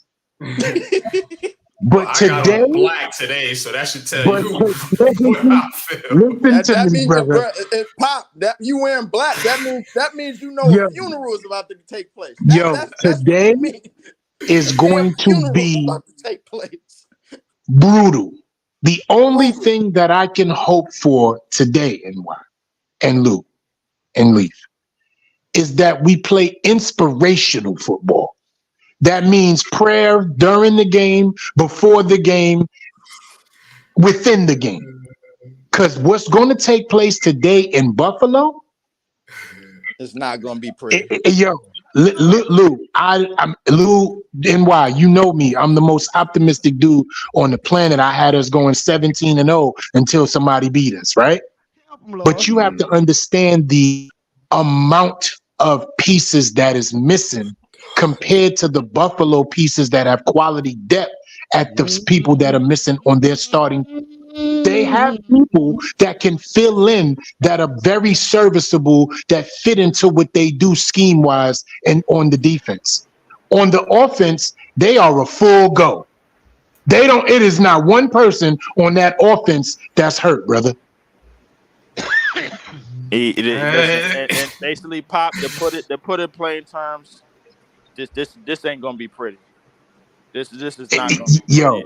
And they messed around, and the NFL messed around and gave the Giants a primetime game, man, to put it all on display. Yeah, that does give me pause to because the primetime ain't been working out for us. To put all of their struggles all on display, everything that's wrong with them all on display for 2 hours of television, and basically say, yeah, this is the New York Giants. Hey. And the reason why we got these primetime games, right? I don't mean to cut you. Hold up, before you go, real quick. Right. Welcome, Raphael El Capitan. Appreciate you joining the show, and of course, man, the one and only man, my bro, Big Pat Sports Talk, man. What's good with y'all? Hey, Pat, what's popping, brother? Happy Sunday, Rafa. Salute to you, family. So man. I didn't want to. I'm not cutting you, Leaf. I'm just saying, optimism. Optimism is one thing. Love for your team is another thing. Reality, that should be the first thing. Hey, reality is. Wait. I've seen these two individuals before. I don't know where I've seen them at, bro. But I've seen them before, man. I'm like, and I know I've seen a Giants banner behind somebody's screen before. I just don't remember where it was. But I'm gonna let y'all know. Listen, listen, Pop, whoever told you there could be a time where guys could step up for one game. It's possible, but this ain't that game. This ain't that game, Pop. We'll see. You, right? We'll see, man. Listen, game's played on the field. Buffalo was already pissed that they screwed up things in London and whatever, man, and they got basically manhandled by the Jaguars over in London. They are pissed. And this is Giants gonna win this one for Daniel Jones, man. Go ahead, Pat. Hey, Lou.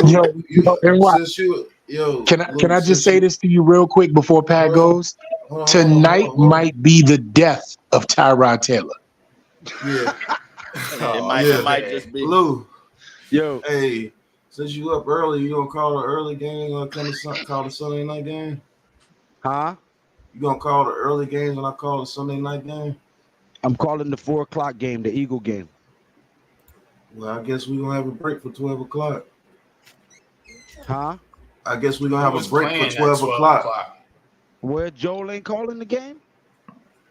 I don't know. I thought he said he won't call the games. Man, I'm about to call Joe. I'm calling the 4 o'clock game. 1 o'clock, they eating lunch. I'm about to go make them lunch now. All right. But yeah, Tyrod Taylor might die tonight.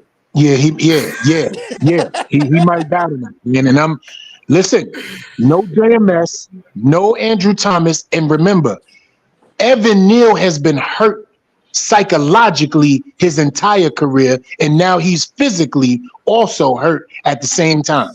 He's been bad mentally. Yeah, he's questionable for the night. Man, that boy feelings hurt. Yeah. Listen, I was told it's going to look different. Yeah, that's a fact. We was told that. And don't think I'm not on them lines today. They lying to you. Oh, I know they was lying, but I'm waiting for receipts. I know. I mean, I'm just telling you what I was told. Because, apparently people know more football than I do. I don't know shit. You know what I'm saying? Damn. We cleared that up yesterday. I wish Lou was there. We cleared that up yesterday. Nah, I try to We stay cleared off that of up them yesterday. joints. I try to stay off of them joints because every time I go on one of them joints, I end up having a spaz on somebody, man. So Oh yeah, it got close, Lou. I ain't gonna front. Yeah, Real it got close. close. Lou, if it got close, right at the very end of the cast, at the very end, it got close. The last 15 minutes, and I had to regulate and let it be known. We not here for that. Mind your business. That's family to me. You talking out of the side of your mouth that you don't realize because the other part I snatch your teeth from. Don't do it. Don't Tell do me it. that it's And gonna look different Listen. with Tyrod Taylor, but then in the same sentence say, well, we can't expect him to do anything. You know, the line is banged up, and I'm I ain't like, trying to hear bruh. that. I ain't trying to hear that. I I ain't trying to mean, hear that.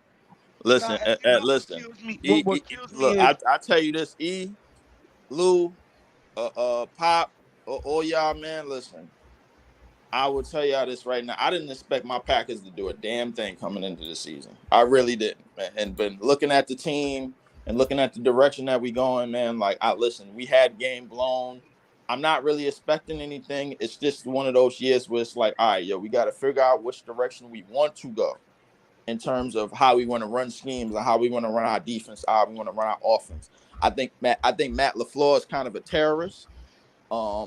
He doesn't really understand the concept of what he was talking about earlier, situational football, and when to run the ball and when to not throw the ball in the fourth quarter and when to control the line of scrimmage and things of that nature.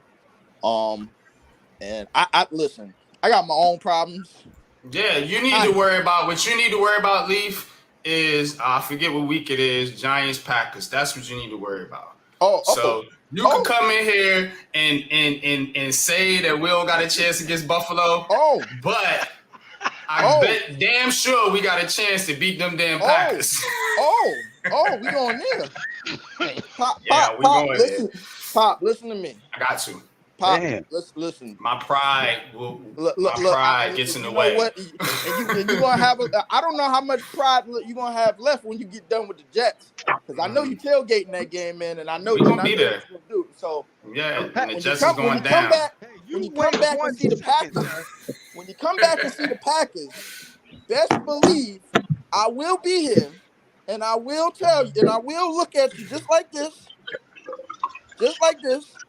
and I will let you know what the Giants are this year. So you're really quarterback gonna throw 3 picks.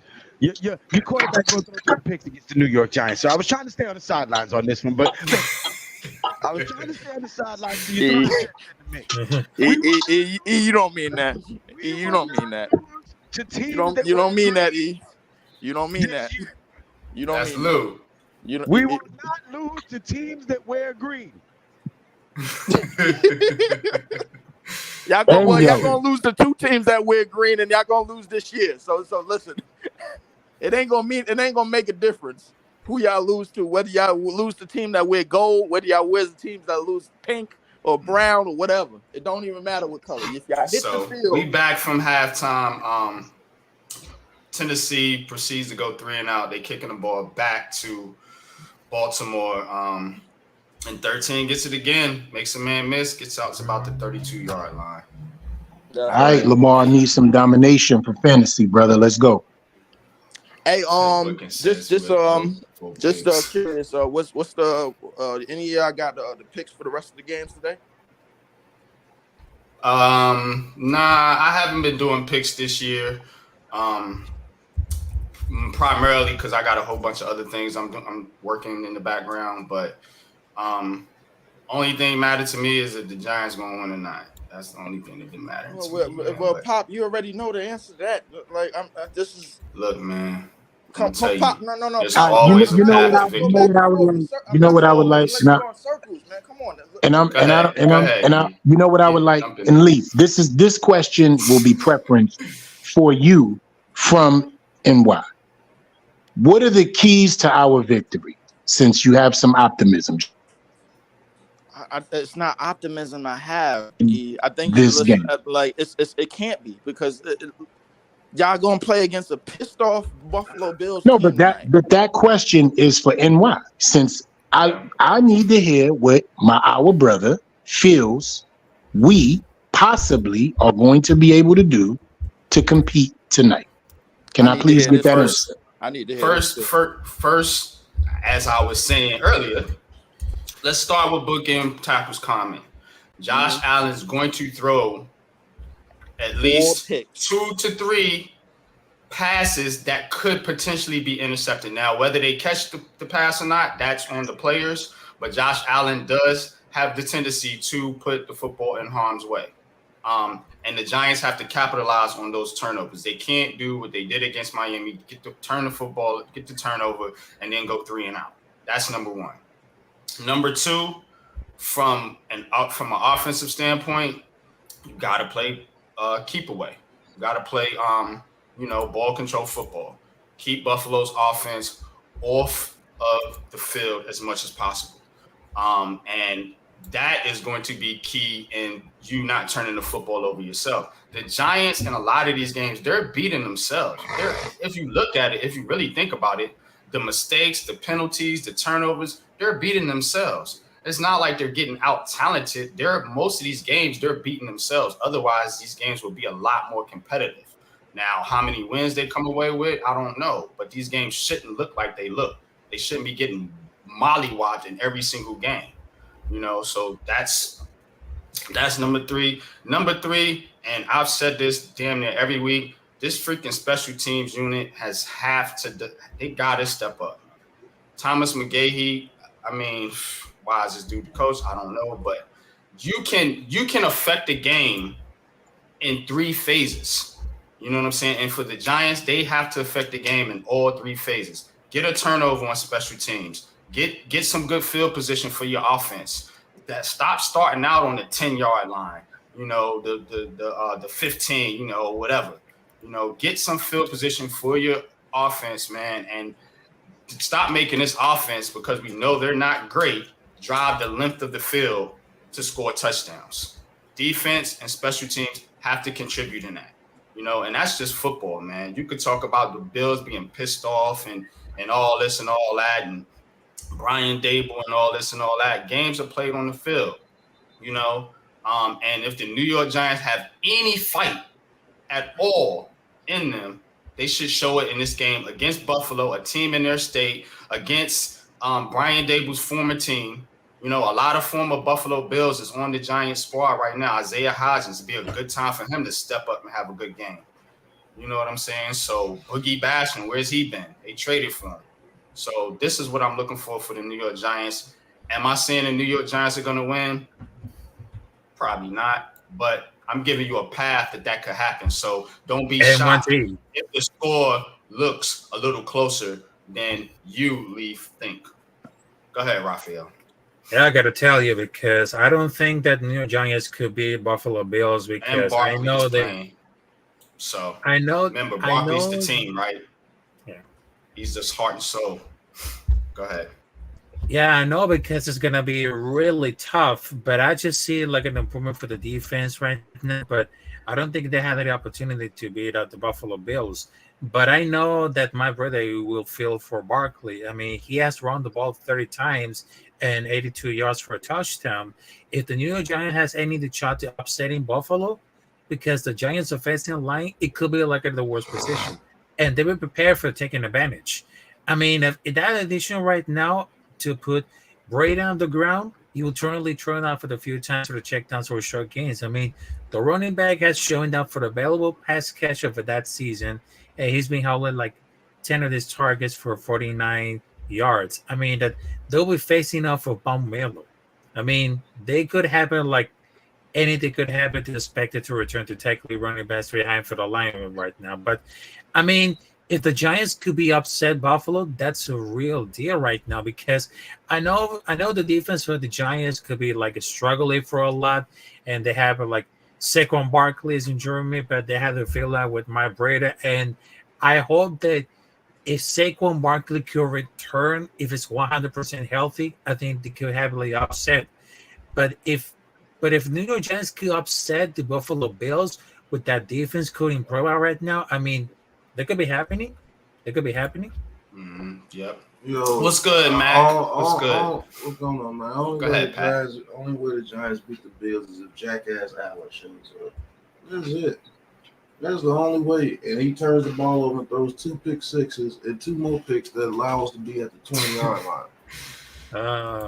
And Stephon Diggs punches somebody. That's about the only way we're gonna beat the Bills today. But I will say this: I am looking forward to see what this offensive line does. Oh, I don't care what these stupid people. Everything that you say about the offensive line, you got to be defending Daniel Jones. Nigga, I ain't even mentioned Daniel Jones. I just want to see this offensive line block for somebody. So if we do bring another quarterback in here, he won't die like the last 2 that died behind these offensive lines. talk about it. Because we saw, so Pat, I want to say this to you. Last night, and I said this to NY earlier, last night, Joe Shane took a jet to see Caleb Williams look like Daniel Jones. Yeah, and that's what he did. Oh yeah. Oh yeah. That's fact. Let's talk about that real quick. He went to see Caleb Williams look like the quarterback he has now behind the offensive line that didn't block. Come on. Yeah, when that's a definite fact right there. Let him get the floor, Lee. I want to hear this. When that offensive line does not block for Caleb Williams, he turns into jackass Williams. I told people that dude has had an easy road this whole time. He came from Oklahoma. They don't play nobody with any defense. And he went over to UFC, who don't play anybody with defense until they play somebody like Notre Dame. And look what he did against Notre Dame. What he had, like 3 picks in the first half? He would have had 5 if they would have caught the ball. Yeah, he would have had 5 picks that game. And he had a strip sack fumble. Everybody loves to talk about the strip sack fumble when it comes to DJ, right? Oh, he don't know how to read the pocket. Oh, when he gets sacked, he should have made some reads. What shouldn't Caleb Williams made some reads and some hot passes last night? Oh, now he's just a college player. First, he was king of the gods before he played Notre Dame, right? I keep trying to tell people, man, pressure makes humans out of any of these dudes on this field, man. I sure do. And you're absolutely right. And you're rooting for a team that done it twice against the greatest of all time. Like, what do you don't understand about it? When you get pressure on the quarterback with your front 4, it's damn near a wrap for that quarterback. Unless he has the elusiveness of Michael Vick and he's doing it the whole game. Why would you want your quarterback to look like that the whole game, running for his life? That's a good question. What about that? What about that makes you think that your team is good because he's running around like a chicken with his head cut off all game long? These are good questions. And to piggyback on buddy Caleb Williams, man, I honestly think his Heisman chances probably went down the toilet after last night. I'm like that was because of one man that deserves to be the first quarterback taken is Michael Penix. I don't care what nobody say. That's my guy there. The other kid, what's his name? I don't like Drake May either. I think he's a front runner too. I think. Drake May for the Tar Heels. Yeah. I'm a Tar Heels fan. I actually Tannehill is limping, fellas. Just to let y'all know. Yeah, he's down. I see it. Tannehill's limping. Mm-hmm. And what are they doing? Real quick, he just got crushed by. Real quick, what are they doing? And while we talked about it, Pat, I know you're gonna pay attention to the situation. What are they doing? They're sending 4 because they know they're going to get pressure because of the holes in their offensive line cannot hold up. It's third quarter. Defenses pin their ears back, and it does not matter. He is Daniel Jones of the AFC. And takes another hit. Oh, my goodness. He was Daniel Jones when he was in Miami. Like, come on. Like, what we doing? We knew that. Oh, look at this. King Henry. Sure. King Henry, he ain't got no speed, though. Oh, he stiff-armed the dude. Good run. It's crazy, man. you're a little bit ahead of us. Leaf. Yeah. Oh yeah, I But think look I at am him. ahead of You you. see him Let limping? us catch up At real this quick. point, do you leave your Yeah. quarterback in the game while he's Nope. limping? Did this not get our quarterback hurt? Nah, Listen. they did some dumb stuff with Daniel Jones though. They left him You in know that, what, in that in that Cowboys game, and he was just Left taking him in hit there. after hit Mhm. after hit after hit. I'm like, what? You know what, bro? This goes back to the question I asked earlier about the running play, and I asked that because I want to know what the hell the coordinators and these coaching staffs are thinking when they run certain stuff and on offense and on the field. And I asked that earlier because I don't think they really acknowledge certain situations. And you talked about situational football. I don't think they really acknowledge that. It's Derrick Henry bails going him on with out. these Get it's into the something going on with these 10-yard line. coordinators and these coaches this year, and I'm just like, yo, do they need time to figure it out? Are we going to see the best of the best football? Well, you seeing right now, as we get back to the game real quick, Leaf, Right. you seeing right Right. now, like Derrick Henry, Yeah. he's running the football. You Yeah, know, yeah. He just ran the Derrick Henry just football had all a the way long down. run Yeah. down to the 10-yard line. So there And is a NY. place for the running game in the NFL. It's not. And Yeah. Go ahead. and NY, how many times have we seen a drive being stalled, it looking like it's got to be a 3 and out, and Saquon Barkley gives us 30 to 40 yards up the field to flip the field for us? How many times have we seen this exact style of play calling versus teams as a Giant fan? Down by 2 scores, right? Yeah. Same. We've watched this a million times. Man, listen. We've watched this a million times. And Pat, I want to address something that you said back to the whole, Caleb Williams thing. I got no problem if Dable and Shane feel like, you know what? We want to make sure we put a guy in place that's going to be the guy after Daniel Jones's second year in case, right? I got no problem with you doing that. You have that right as GM and head coach. But my question is, when you got back on that jet last night and you put the fuel in there that could be split between all of us to do some things in this world, how was your thought process? How was your thought process? Oh man, they just cheated the Ravens. There wasn't no pass interference. But what's going on, Wells? Your thought process should be looking at the field. Your thought process on the field should be like, we just seen what our quarterback is going through now.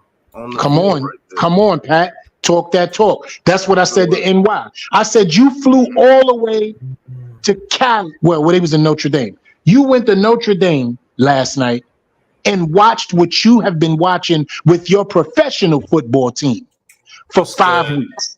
Wells, appreciate you coming through, bro. All right, Leaf, man, definitely, man. Appreciate you joining the stream, man. I'll send you the link if you want to come back up a little bit later. I'm gonna take this thing up to right around about 1 o'clock. Let me know what y'all want to do with calling the games, Pat. You know what I'm saying? I'll try to help out if I can. That's pretty dope, man. I'm gonna be doing a lot of involvement today with you brothers, man. I hope that's cool with you. Absolutely. I have to call the first game. If Joe's not calling, if you want to. If not, we get a break for a couple hours. I'm not calling that first game. I'm tired. Who is playing in this first? Let me see. Let me look at the schedule. Commanders and Falcons, Ravens, Vikings, Bears, Seahawks, Bengals, 49ers. They're probably going to give me the Falcons in the Washington game. More than likely, that's the game I'm going to get in my area. Okay, so if you want to expand more on them going to look at Caleb Williams, that's more of like the hype around the kid, to be honest with you. And I guess they plan to draft a quarterback if they do get a top pick, which I don't mind. I'm not saying don't pick your quarterback of the future. If you've seen enough from Daniel Jones this year, you've just seen enough. That's what these other goofy fans don't get. Me saying fix the offensive line before I will even get a quarterback does not mean I'm saying you got to keep Daniel Jones. They just got Daniel Jones on the mind. So it's like It's like they've had a relationship with him or something. It's weird. But let me tell you what it is, Cat. He's hurt their lives for the last 5 years. You have to understand that. I don't give a shit about that, bro. But that's what it is. He's hurt their lives for the last 5 years. He's been a thorn in their side for 5 years, bro. And think about it. Saquon Barkley for 6. Remember, they wanted Josh Rosen. Yeah. Did y'all see the tweet I put out? Because everybody was talking about the general managers there at Notre Dame to see Caleb Williams, other Brandon Beane, Ryan Poles, Vikings, and of course Joe Shane. I said, why is Brandon Beane there? If it's about the quarterback. Right. Maybe, just maybe, there are other prospects that don't play quarterback like Joe Alt. You damn right they were there for that Watt kid and that Rice. They were there for a bunch of other players that was on that field last night. Let's don't get it twisted. They were there for a bunch of players. Joe Alt especially. Because if Joe Alt pans out and Evan Neal pans out at guard, that's 4 pieces right there. We're just missing 1 piece. And I guess the line will play a lot better if it was like that. I don't care, bro. Like, seriously, only thing I'm worried about this team right now is fixing this offensive line, because this offensive line is historically bad. It's not just bad, it's historically bad. That's how bad this offense. Like I said before, how many careers how much bloodshed do y'all want to see with exactly 11 years? Who has been able to thrive in 11 years behind that line? It don't matter when Geno was there, he almost died. It don't matter when whoever got a couple of snaps during the Eli Manning era, they almost died. I remember we got this kid from Tampa Bay one time. Remember the Freeman kid? Remember that? Y'all remember the quarterback? Oh, yeah. Freeman, what was his name? Yeah. I forget his first name, but I know his last name was Freeman. Was it Antonio Freeman? What was his name? What was you talking about? The quarterback for the Bucks? Absolutely. You remember when we picked him up? Yeah, Josh Freeman. Yeah, that's his name. Yeah. Oh man. How much bloodshed you want to see behind these offensive lines? How many jobs you want to see this offensive line take away? Like, it's ridiculous. Got to be fixed. It's part skill, and I think it has a lot to do with the coaching. You can't tell me that everybody we pick is just not strong enough. Like he said, just not strong enough. They just not fast enough. They just uncoordinated. Like, we just pick everybody that's just trash. Like, come on, man. These guys are not being developed, bro. Talk about it. The only time you really pick trash players is if they don't have the motivation to do it, or they ain't been coached to do shit. Like, most of these busts because they have head issues, and they just Lamar Jackson just threw a pick. That was a terrible pass. Yo, who was that was over there that didn't even reach for the rock? Hold up. He threw it over his head. I gotta see this again. I need to see. Hold on. I need to see the receiver that was right there that did not. That was crazy. He didn't even reach for the rock. Rashad Bateman. Oh man, that was some bullshit. Rashad Bateman jumped in the air like he didn't know what was going on in life. Look, nah, he didn't even attempt. He could at least attempt to try to crazy. That's crazy. Yeah, he just let it go. Yo, he thought Oh man. Good. That means Lamar Jackson will have to do some things when he get the ball. Good. Get the game closer, because I need him to act stupid. Says if DJ doesn't want to potentially be replaced, he has to try to play us out the top 10, but he's hurt. Yeah, so if he can't play anything. If that's the same neck injury, Daniel Jones ain't coming back.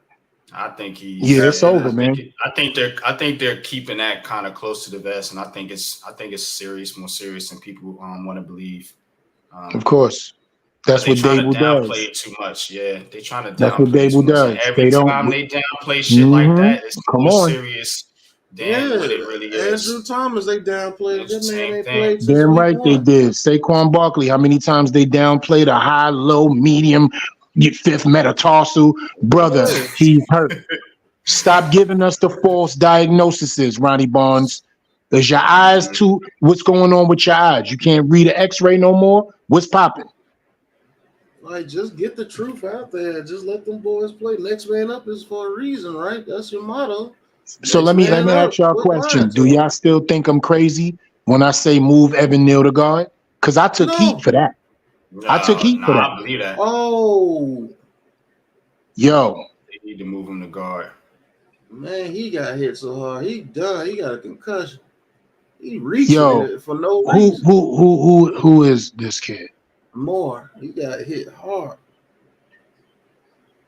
But no, whoa.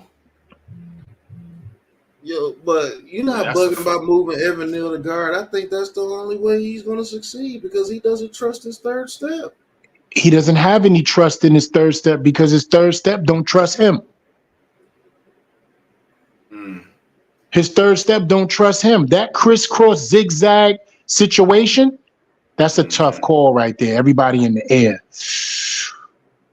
That's tough. That's tough. Nah, 14. Yeah, he didn't have to do that. 14 didn't have to do that. I'm looking at what was going on. He could have grabbed him across the body and just slammed him down or whatever the case may be. Yeah, he went straight head. Yeah, he bugging. He bugging. He bugging. But anyway, like I was saying, say he should be back next week. Yeah, I don't believe that, man. He's talking about Andrew Thomas or Barkley or Ojulari or Ojulari is on IR. He's done, yo. He's done. Yo, another one. Man, they just put him on IR, so his ankle 2 steps to the quarterback and he dies on his own. How can you not play? I mean, this dude is barely out there. He gets hurt. He is Anthony Davis of the Giants. That dude, man, gets hurt, going to get Gatorade. Like, yeah, that dude gets hurt for no reason, bro. Shit is crazy. Like, he they threw Hamilton out the game. No, man, I started him today. Oh. He got ejected? That's crazy, man. You don't eject the dude from that. Hamilton. Y'all must got a fantasy league or something. What's going on? Yeah. I got bro. Yo, we got defense? We got defense. Yeah, we got our last spot on starters is cornerback. It's DT, linebacker, and cornerback. I started Hamilton today. Yeah, wrong choice.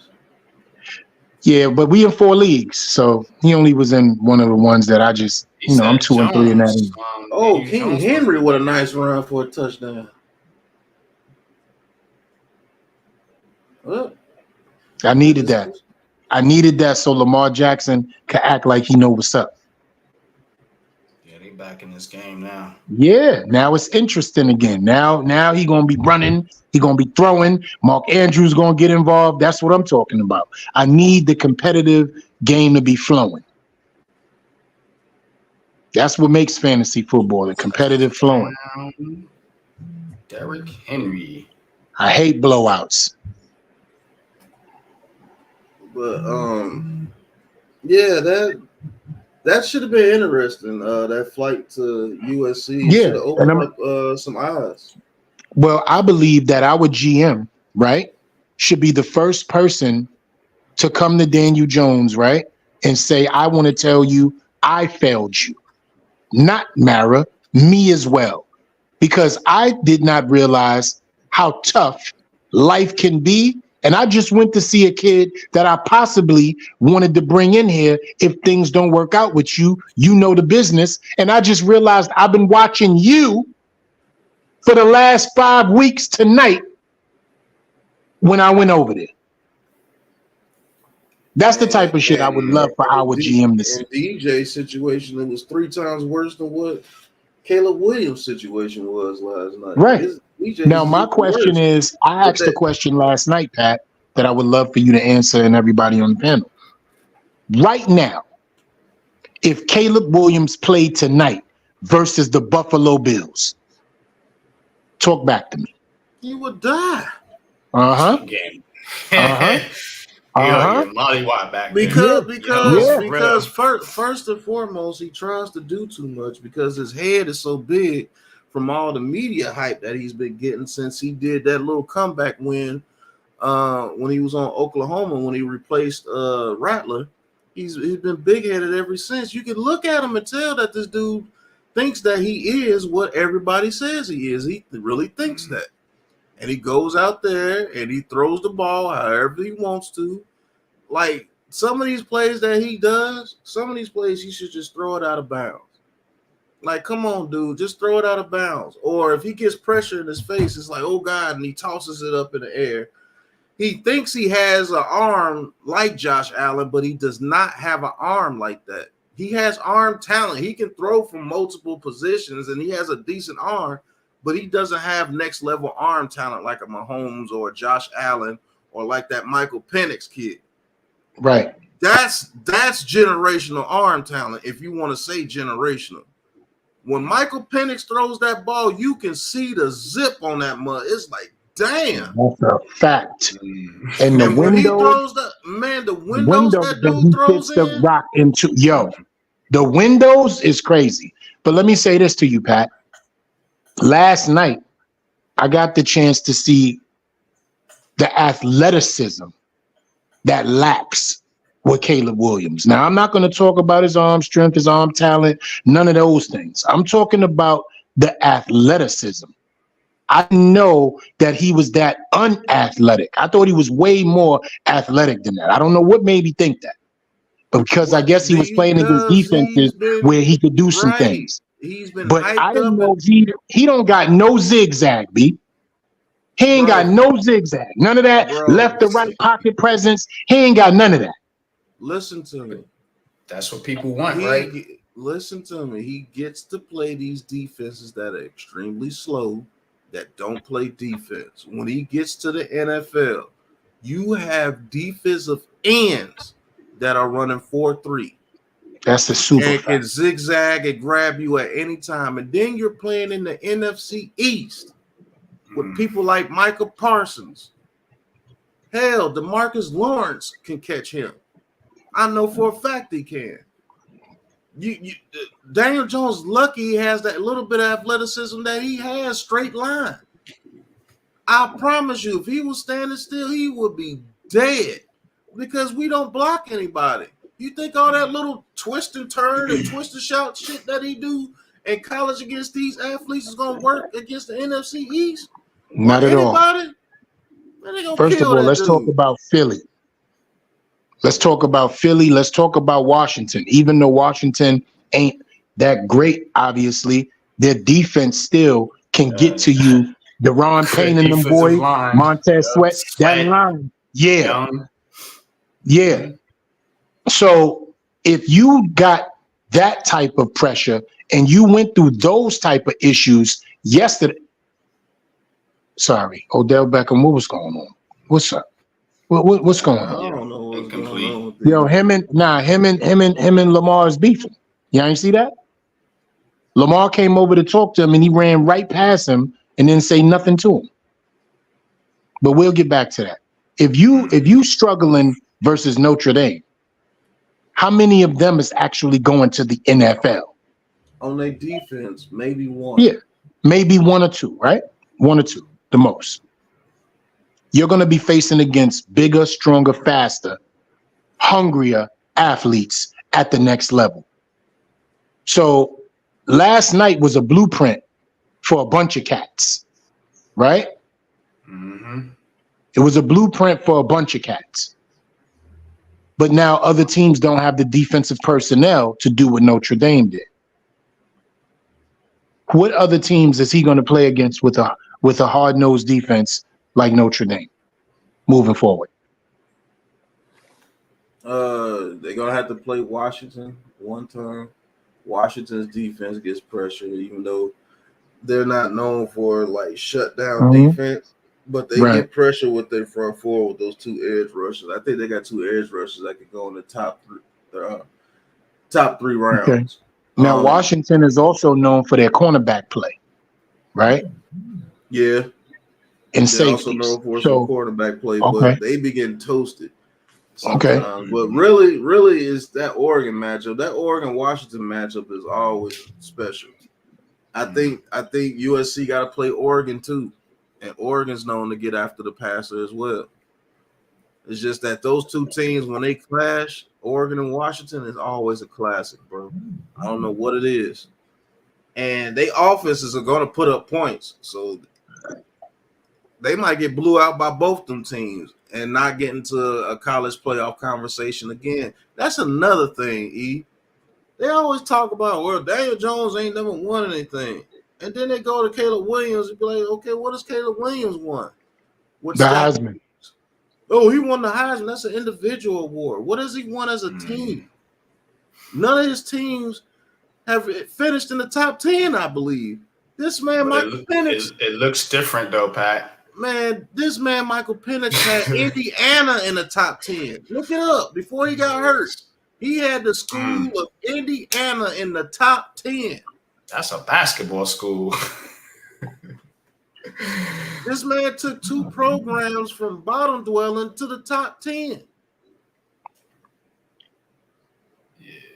That's I believe crazy, that guys be transferring because they know that they're going to get an easier division when they leave.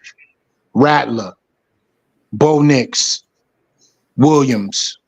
These are just three guys that transferred from their respective schools, right? Williams let me clear that up. Williams transferred from Oklahoma because his coach from Oklahoma went to USC and they gave him like 4.8 or 5 million NIL deal to go over there. That's why he transferred. Right. He would have stayed at Oklahoma if Lincoln Riley was at Oklahoma, but he went over to USC. Bo Nix transferred because he got outbeat by a quarterback over there in Auburn. He was trash. Who's trash. Michael Penix transferred from Indiana because his parents wanted him to transfer because Indiana was getting him killed. That's why he had them ACL injuries because they weren't blocking, but he still had them in top 10. And Washington seen that, and they was like, look, we got these receivers. We just need a quarterback. And he went over there to Washington, and the magic happened. Look at the receivers and the quarterback together. And Washington has two very good tackles that I think we should be looking at. They have two very good tackles. They have a very good offensive line over there with Washington. And the way he uses his receivers to his advantage, his anticipation is ridiculous, bro. He looks on people. The way he throws the ball to those dudes with the utmost confidence, just phew. And he's left-handed, so it looks cool. He's left-handed. And I'm saying the arm talent he got is on par with Josh Allen and them. I think it's a notch below Vic. And that's how much arm talent Vic had. Damn. But So, Pat, how would you rank, because I try to watch as much college football as I can, but you obviously have dived into it way more than me. How would you rank the quarterbacks right now coming up since we're having this quarterback conversation? I know you said Penix was your number one guy. How would you rank them? Throwing Caleb, is Penix, and then you choose as you may after that. If you got a good situation, you got a good offensive line, I would choose Caleb Williams over McCarthy or Drake May or somebody. I'm a rank 5 for you right now in YG. To me, it's Penix, Williams. A lot of people may not like this, but I'm gonna say Bo Nix. I'm gonna go from Penix Williams to Bo Nix to Drake May, and then McCarthy. That's where I'm at. Those are my 5. Because Ewers is not it. That boy from Washington State is not it. Cam Ward then fell drastically. I told you, Media Hype is a monster. They had you thinking Cam Ward should have been in the top 10. Yo, I kept trying to you tell would have thought he was. You would have thought he was Randall Cunningham. The way they was at. Like, what are you looking at?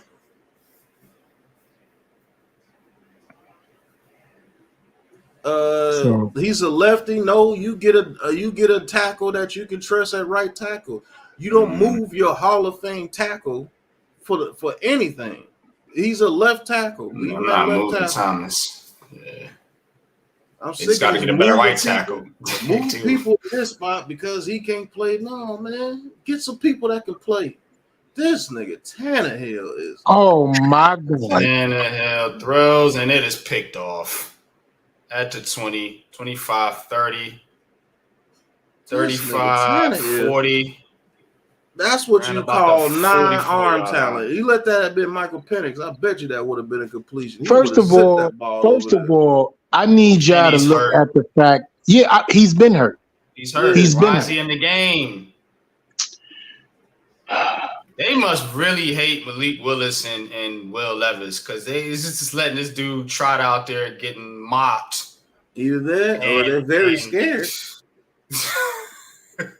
First of all, when a Something going receiver, let me say this, please, as a wide receiver.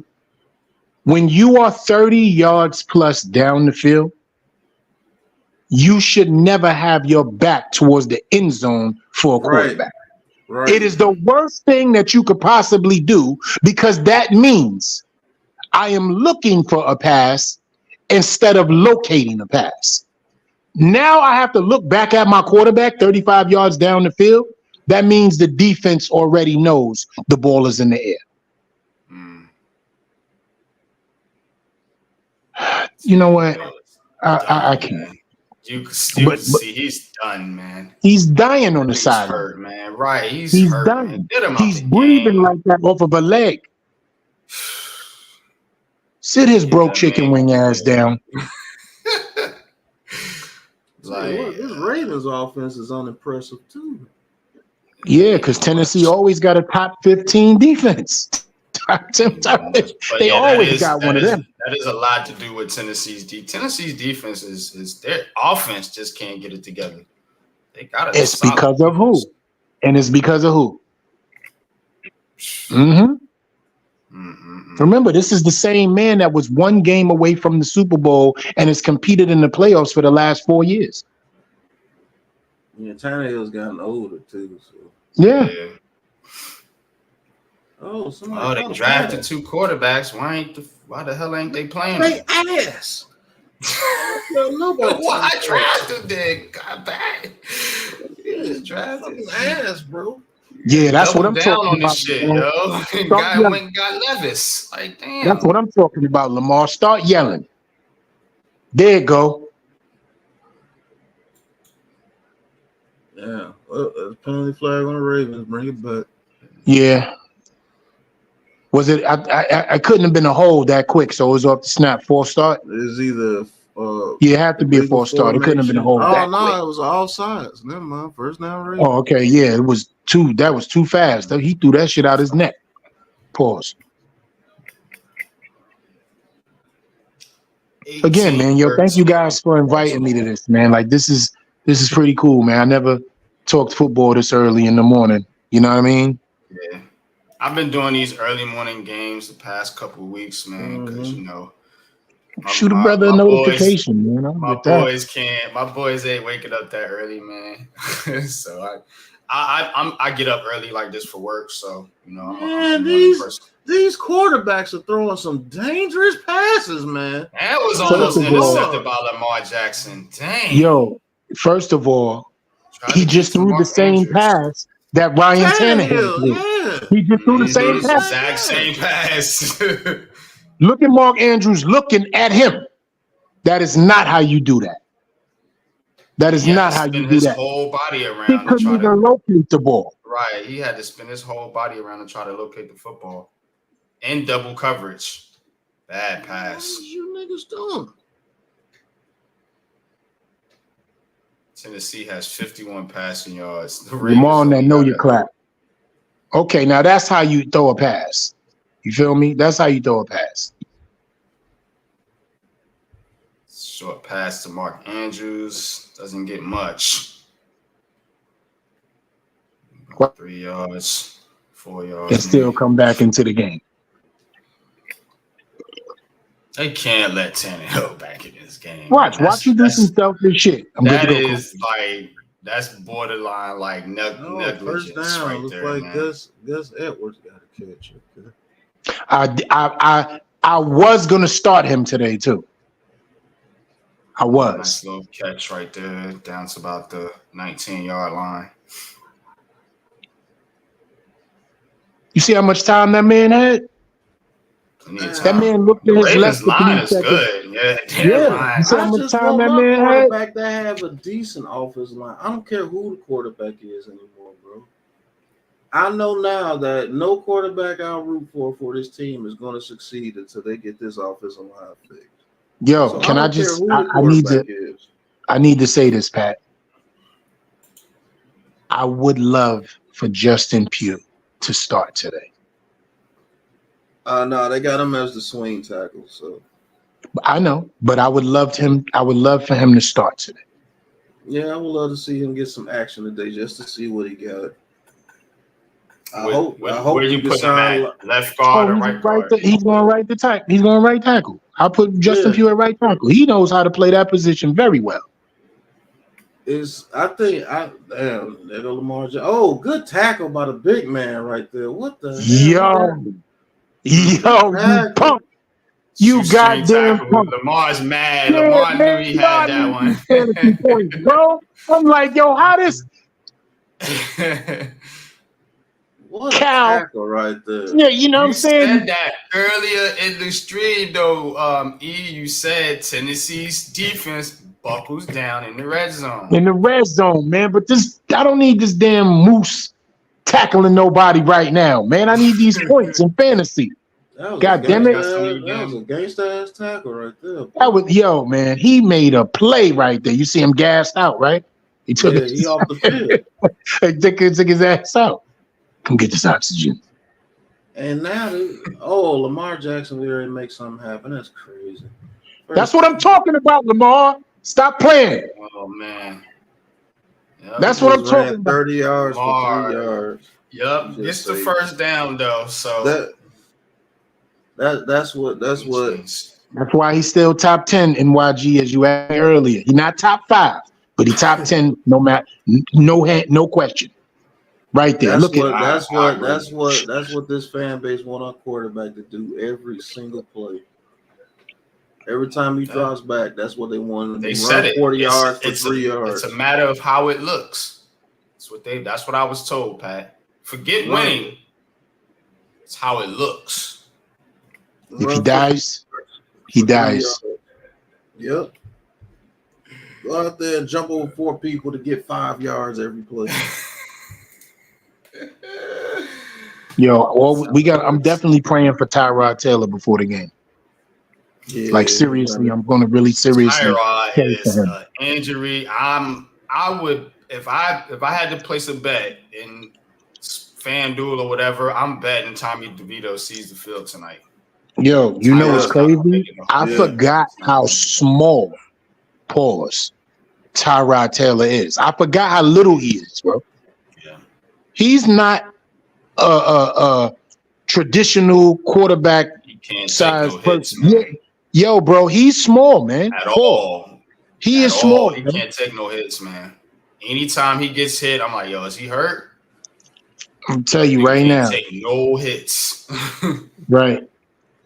That's why people don't understand what they have in Daniel Jones. Daniel Jones can take some hits. That dude takes massive amounts of hits and gets back up and keeps playing football. You're not gonna see that tonight. He's 6'5", 250 almost, man. Mm-hmm. That's different. And you 6'5", almost 250 as compared to 6'1", 201. Giants fans can't have it. Tyrod Taylor is smaller than Gary Brightwell, Matt Breida, and almost Eric Gray. Think about that. No, Eric Gray is pretty big for his size, Paul. But that's what I'm saying. But Tyrod Taylor is almost smaller than that. No, I think Tyrod Taylor is almost like Slayton weight. 6'1". Yeah, I think he like 6 foot. Yeah, he like 6 feet, 201 or 6 something. foot. Since he ain't been really playing, he might have lost a little weight. He might be like 190 something. And we know he ain't in the gym eating no potatoes like that. We know what the time is. Come on, man. We know it. He ain't even expected to be playing. He's like, what? DJ hurt? Shit. It's like, shit. Right. He went out there running for his life, boy. Right. All he gonna do is go back home, eat for free, since he come from there, right? Now, what I will say is, I want to see if the play calling changes. It already changed. Yeah, Tannehill's hurt. Yeah, I knew he was hurt since the first half. Yeah. The play calling changed NYG as soon as Daniel Jones got hurt. They ran like 2-3 seam routes with Waller. With Waller, yep.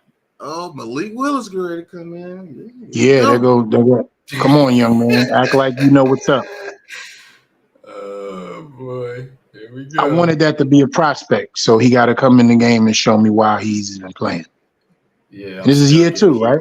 From Malik Willis. Year 3. It's all good. It's year 3? Yeah, this is year 3. This is 3 for him. Yeah, this is 3. Because he was in the Kenny Pickett draft. I believe. Yeah. Where they wanted us to Sam take Howell. him top 5.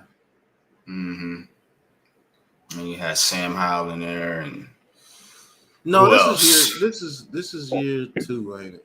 This year, yeah, it's year 2. Thank you. Year 2. I knew I wasn't tripping. But let's see what the young man gonna do. Yeah. I would like for this him to do Tennessee well. defense, this Tennessee defense just makes plays, man. What the hell? Because they have that, they just like the New York Giants from last season. They buckled down in the red zone. Yeah. Lamar gets They stopped buckled at the down. 1-yard line. I don't care. I just want them to keep running, keep passing. I don't care what's going on. Keep running, keep passing. That's all I care about. That's a fact, bro. That's all I care about, man. You know what's funny, y'all? Every time I play fantasy football, the past like 2 or 3 seasons, my record is always mirrors the New York Giants record. I'm 1-4. The Giants are 1-4. Last year, where they were like 10 wins, I think that's exactly my record was like 10 and like I won like 10 games or something like that. You know what's crazy? I have a problem with injuries. Yeah, every time I get to the play, so last year, let me tell you how I lost the Super Bowl. Right? Watson out. Who else is out? Yeah, it's crazy. So let me tell you how I lost the Super Bowl, NYG. I was playing a guy named King Pope, who was from the Shakedown DMV. He's a Ravens fan. I had Stephon Diggs, Devin Singletary, and Josh Allen. He had 128 points. I had 97. With Josh Allen, Singletary, and Stephon Diggs, you should have caught him. I would have crushed him. DeMar Hamlin, what's his name? I'm sorry. Yeah, Hamlin. That's the game that he got. That's the game that they forfeited and quit and didn't play. I lost because of Hamlin's situation. Now, I didn't get selfish until 2 weeks later, right? Because an injury like that, you just want a person to be okay. Once the kid came back around and put his thumbs up, I was upset. I didn't want to get selfish during that. I'm a humanitarian, but I was like, come on, man. Of all the things in the world, they forfeit and cancel a game because of an injury like that. Because they didn't play the game. They didn't play. Yeah. It got canceled. They canceled the game. So he beat me off a cancellation in the Super Bowl. Damn, I would have had a beef with that. I'm like, yo, hold up. But it's nothing that we can say. Yeah. There's nothing I can say. Nothing I can do about it. So he went around boasting with his punk ass. Yeah, what? I want a chip. And I'm just like, you a super sucker, bro. You know darn well that.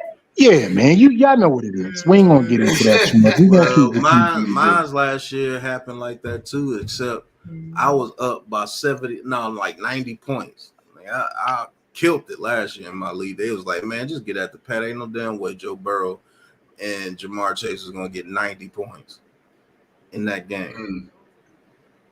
No, he just had Jamar Chase because his quarterback already had played. He had Jamar Chase. He was like, no way Jamar Chase gets 90 points. Give him the bowl. And everybody was like, yep. Go ahead. What kind of game would you have to have 90 points, nigga? Like and 700 yards? Like 700 yards. And all right. No. So we getting our first look at Malik Willis, right, gentlemen?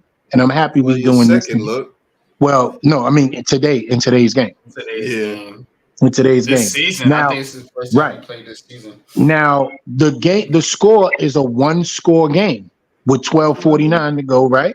So this is where we get to see if he makes his money or not. Let's see what it's about. Handed right off to Derrick Henry. That's what of course. Oh no, we know how that goes. Oh, good pass, Malik. Okay. It's Westbrook. Okay. Never mind. They got a little play for him. And he's been getting experience. He's been getting experience, so he not new to this. But they are doing the right thing because if Malik Willis is any type of talent, he doesn't definitely need to benefit from sitting. They got the card out. Yeah, because the way the stadium is designed, he walked in there thinking it was supposed to go over there when his ass was leaving. The way that stadium designed, that's an exit. He thought he was into the locker room. Well, good run by Henry to get a first down. He ran for 10 yards. He went through a lot for that.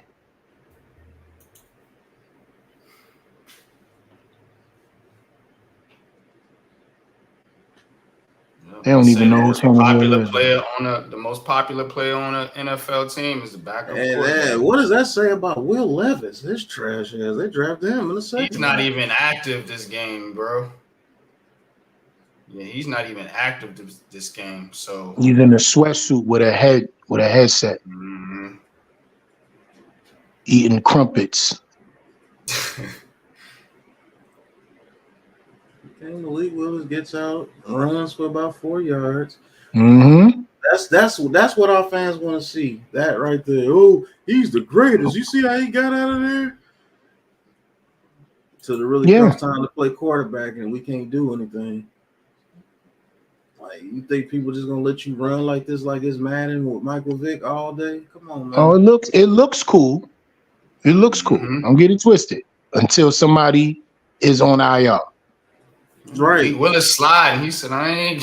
Yeah, he ain't with the stupidity no more. I ain't with the fuckery. He ain't with it no more.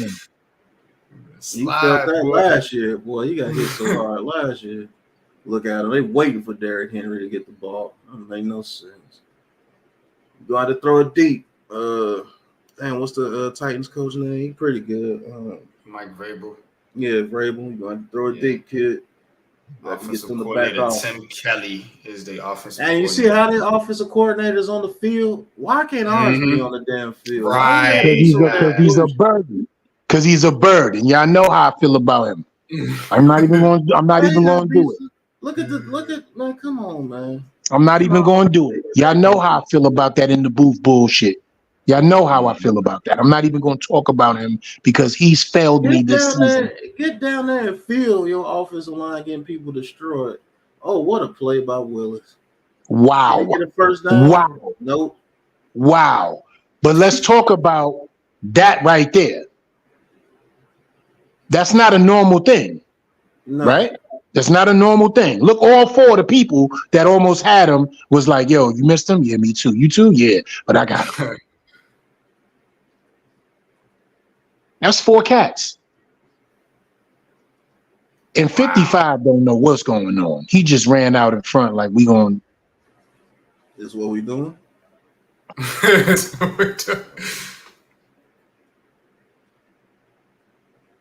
Come on, Lamar. Get the rock back. Yeah, Lamar Gray hand this ball off now. This They got Tennessee Malik Willis in offense there. They're is gonna try to waste some time. pitiful, man. It makes it so bad. It looks better than ours. Right, and they bad. This team, like, yo, As bad as this offense looks for Tennessee, it looks better than ours. right. That's a shame. That's why That's he a needs to damn bring shame. his ass from the. I'm gonna say this before I go take a little smoke break. I am in total agreement. Me and E. Ben said this though. We said this last season. He needs to bring his ass down from that booth and really feel what it's like out there with his offensive play calling. I don't think he notices because he doesn't feel it. He's not seeing it like live in color right there in his face. Like, dude, you got to feel the players' here. reactions. Yeah. You got to see. You got to read That's body how I language, feel. shit like that. That's you know how what I I'm saying? feel. That's how I I feel. agree with y'all. And why? Let me tell you something else that he got to go through, right? And I'm just saying this real quick, Pat. He has to understand the speed and the flow of the game and the tempo by being right there. If you feel like, damn, these guys are getting to my quarterback faster than I thought they would be, what can I do to counter that right now with my quarterback? You know what? Last year, we throw a lot of crossing routes. I have somebody way faster than the guy that actually was able to have these routes in a Richie James and a Jalen Hyatt. You know what? The pass rush is getting there fast. Look for Hyatt over the middle on a slant, Hodgins on a skinny post, Waller on a seam of will. They're going to have that. You're going to have that all day. Like, you got to feel the presence of your offense because the scheme of the defense. He's up in the booth looking from how many goddamn feet? Hundreds? You hundreds of feet away. He's right? Equivalent to the nosebleeds up there. You're hundreds of feet away and you're zooming in on things. And I know for a fact, you can't be like, okay, I just saw that right there. You don't, stop it. Stop it. I don't know what type of new offensive coordinating that shit is, but it is the uncoordinated shit. Not to cut you off, he can see it a little bit because you are in the skybox and they do give you a good view, but he can't like feel it. 22 view, he can't feel it. Yeah, but what do I need a all 22 view for if I don't even know how to get 11 right?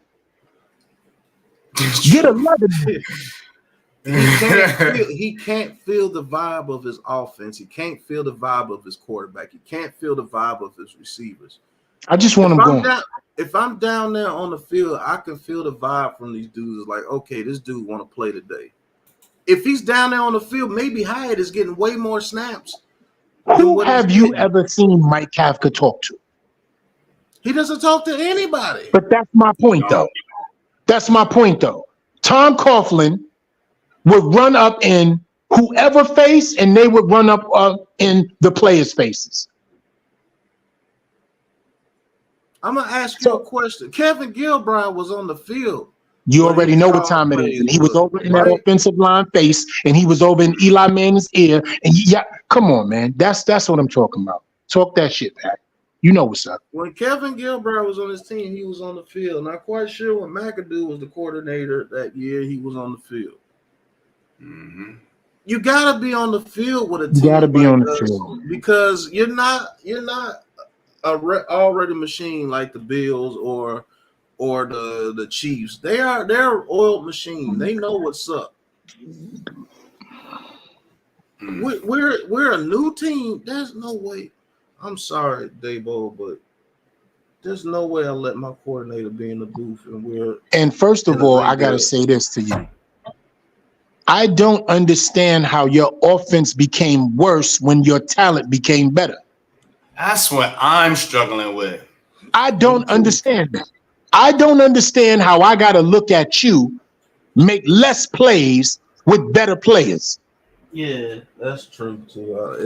I don't get that.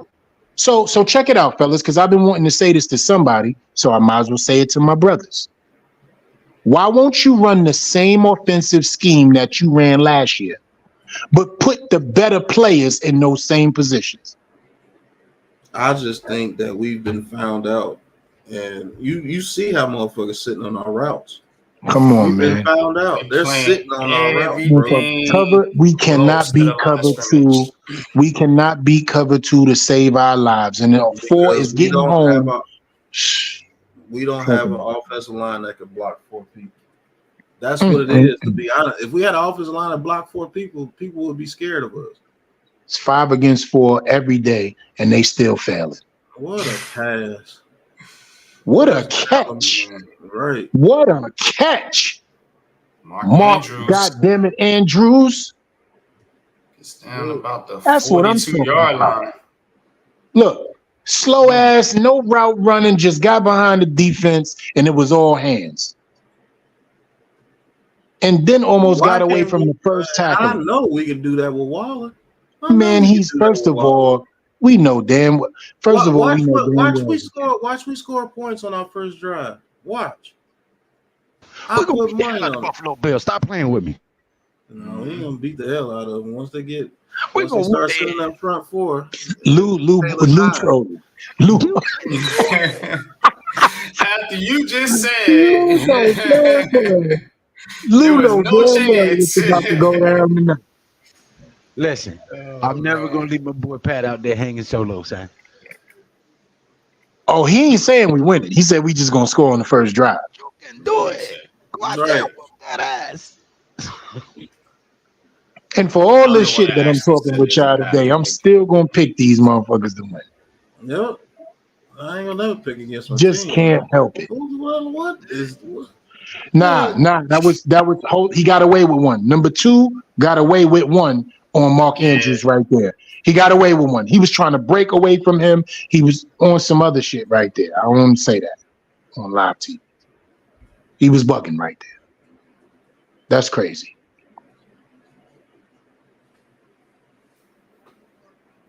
Y'all hit that like button. Please subscribe to the channel and share the video on all your social media platforms, man. And subscribe to everybody here on the Big Blue Crew. I put everyone's link in my description box. I'm gonna get your link too and add that to the video. But everyone on here, including you, Rafi, too, everyone's link is in the description box. So please subscribe to everybody, man. Help us out. We are a growing community, and we are a passionate fan base, despite it ain't looking too good right now. But we still come on here. So I want to ask you guys a question, right? At some point, Daniel Jones is going to come back. I believe in my mind it's going to be next week. I believe he's going to be back next week, right? I don't know. Who do we play next week? The Raiders, I think. Washington Redskins on the 22nd, and then Washington and then the Jets. Yeah, we'll be at the Jets game. Okay.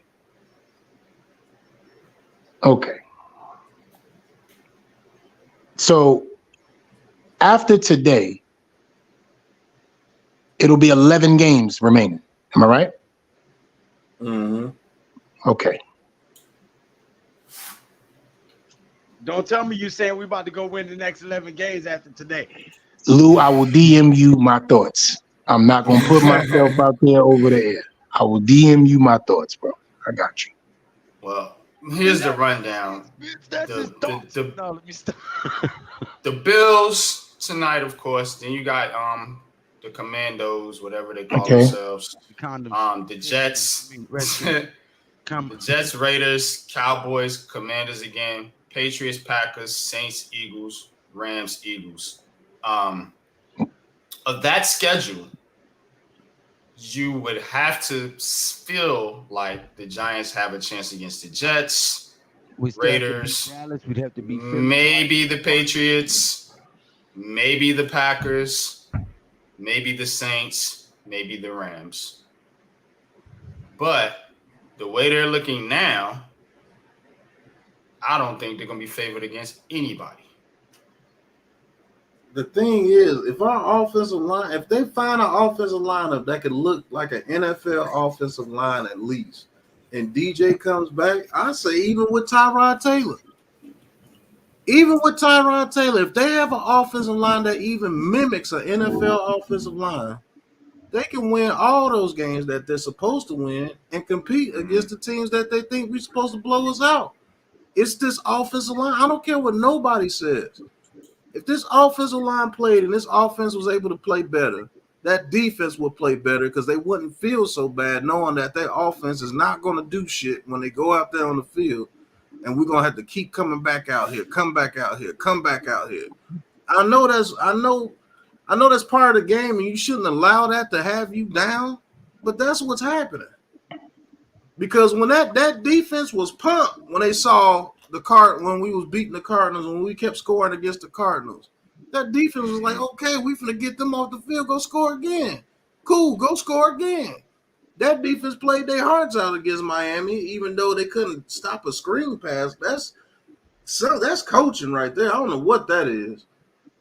But we gotta have an offensive line that can block, man. So what do you, Pat, of this offensive line group right now? Because a lot of these guys are hurt. You know, JMS is hurt. You know, Thomas is hurt. Of this group, who do you feel like the Giants? Because to me, people saying we gotta fix the offensive line, but I'm like, okay, is it just the talent? Is it because some of the guys are hurt, or is it just? I mean, like, so the above. What would you do moving forward? You know, say we play out the string here. What would you do moving forward to try to get this offensive line fixed? Because to me, honestly, I feel like the Giants spent the a first-round pick on Andrew Thomas, a first-round pick on Evan Neal, a second-round pick on John Michael Smith, and a third-round pick on Josh Azudu. So they're putting the resources into the line. What the hell? Why? What do we need to do to get it right? Just keep drafting more high picks or what? You can't keep drafting, man. It has something to do with coaching, man. I don't care what anybody It's player development, man. Let's talk about it for a second since we're talking about it, right, gentlemen? So the consensus was this. If Evan Neal can take the jump in business, right? Mm-hmm. He's gotten worse in his first 5 games than he was in his last 5 games of last season. True. He's gotten worse. So the question is, whoever he was working out with, remember that? Evan Neal got a guru that he's working out with this season. Who was it, Pat? Willie Anderson? Or? Yeah, whatever his name was. It didn't work, right? Didn't work. It's instinctual. It's his own head, man. Right. So at some point, why are you not benching him so he can humble himself? Right. And why are you not benching him? Why are you not saying, you know what, listen, I understand he's a first round pick, but he's literally getting the guy that we are hoping to win games with, that we just paid $40 million plus per season, murdered. He's playing defense while being on offense. We have to do something about it. You bench him. When you bench a guy, you make him think about the fact that he's not playing, so he does everything so he can play. Right. You allow him. He works out. He builds up himself. Right. He does all the things to be like, yo, I hate this feeling right here. I'm looking like a disappointment. It's in my mind. You coach him up. Listen, this is your spot. There's nobody that's going to take it. There's nobody that's going to snatch it. You're the only person that can lose your spot to you. You get it? You let him know that. Then he starts to work himself back into a position, pause, where he looks positive on the football field. But you don't let him go that long, hurting the team. I think they need to bench him. Of course. I agree with you. And I think when they bench him, they need to say, look, this ain't working for you at tackle, my man. We're going to train you and get you up to speed to be a quality, solid NFL guard. And you put whoever out there at tackle, and you just let them ride or die. If it's Pugh, if it's whoever, you put them out there at tackle and say, look at this guy. And watch it come natural for him, right? At least competent enough to play tackle. Is he going to be an all-pro? Of course not. Is he going to get beat time to time? Probably. But the competence level, you know what I'm saying? Because this line is just not competent. they're making so many egregious mental mistakes. It's like, okay, what do we do here? You drafted Neil, you sit him down, you work on transitioning him to guard, and then next year you have to find yourself a tackle. Now I feel like you have most of your line set. The only thing the Giants will have to work on going into next year is finding a tackle and adding depth to the line, because that's going to kill you as well. Because these guys being hurt, our backups are just awful. And then why to add to that, right? When you see the struggle to the point where he's killing drives, Right. you have to say to you, he's literally single-handedly killing drives. Mm-hmm. 3rd and 4, you like, God damn. Goes Willis. You know when goddamn comes out before a player's name, you mean it. Right. Wow. Yeah, It's to that point. It's to that point where he's killing drives. If he's not giving up pressure or a sack, he's false starting. Yep. If he's not giving up pressure or a sack or false starting, he's giving up. He's totally not even blocking a man. How many times have we seen him totally not block anybody? That means he's taking a step back. I think the Giants too, they need to be less predictable, obviously, with what they're doing, because I feel like these guys are getting such a great snap, a jump off the snap of the football, because they're timing the snap count, because the Giants first of all, they're being slow with play calling, getting the play into the huddle, and you see the time ticking down, and Jones is like, come on, run out of fucking time, snap this ball, and the defense already knows it. They're like, yep, here they come, boom.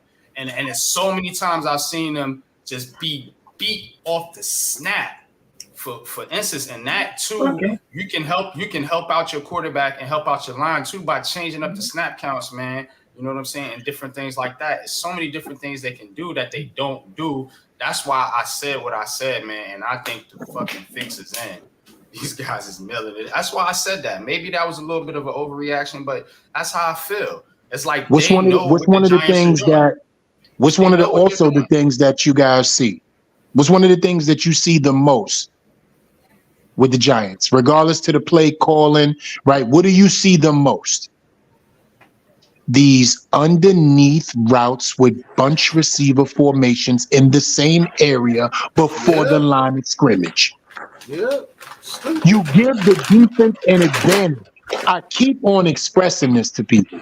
When Daniel Jones is sitting in that V-shaped pocket because they want to try to give the offense an advantage to see the pass rush, you're giving the defense an advantage because he's already in a closed-in pocket where he's got to try to maneuver because one or two of the people that's playing offensive linemen, it's already broken down. Whether it be right tackle, whether it be left guard, they already got the pressure in those areas on the field where he has to maneuver. He takes his eyes off a receiver right there to run for his life. So, he got him wide open. Guess what? He looked away from him because of the fact that he needs to look at a running lane for himself to get free. Mm-hmm. It's simple football. I don't understand. He had him wide open right there. How did you think he saw him when he was looking for some place to go so he can just get away from him that's free right there coming around the corner? Daniel Jones has slipped more tackles than Saquon Barkley. Yep. That's not even an overreaction. He has. That's crazy. He literally has, bro. Like, no bullshit. He has literally slipped more tackles than Saquon Barkley in the past 2 seasons. Titans line can't block either. Right. All of a sudden, they can't block no more. NFL, now all of a sudden, they can't block no more.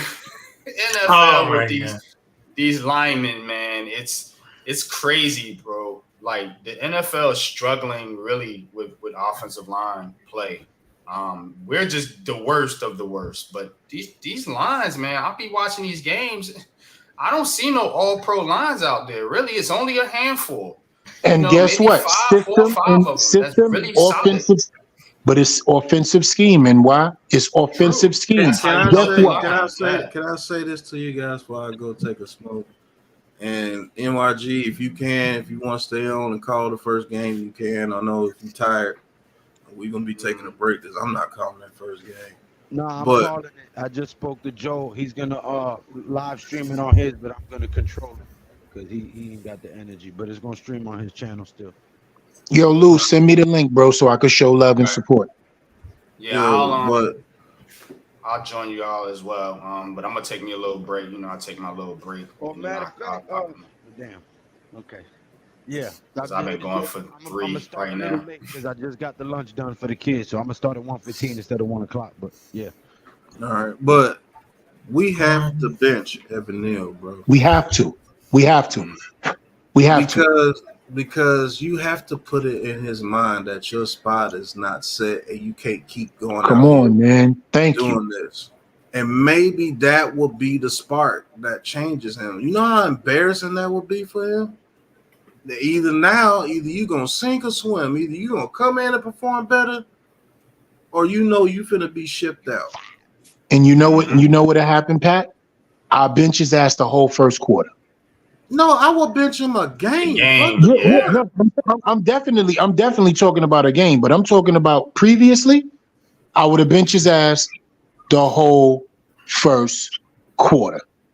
I would have been like, you know what? Every game, you're not starting the first quarter because I want you angry enough to understand that you don't have a solidified spot. I don't give a fuck where we drafted you. You are not playing up to the potential that you walked across that stage for with your mama that night. Sit your ass down until you could get it together. The whole burger flippers comment, that's what got me like, okay, he needs to be benched.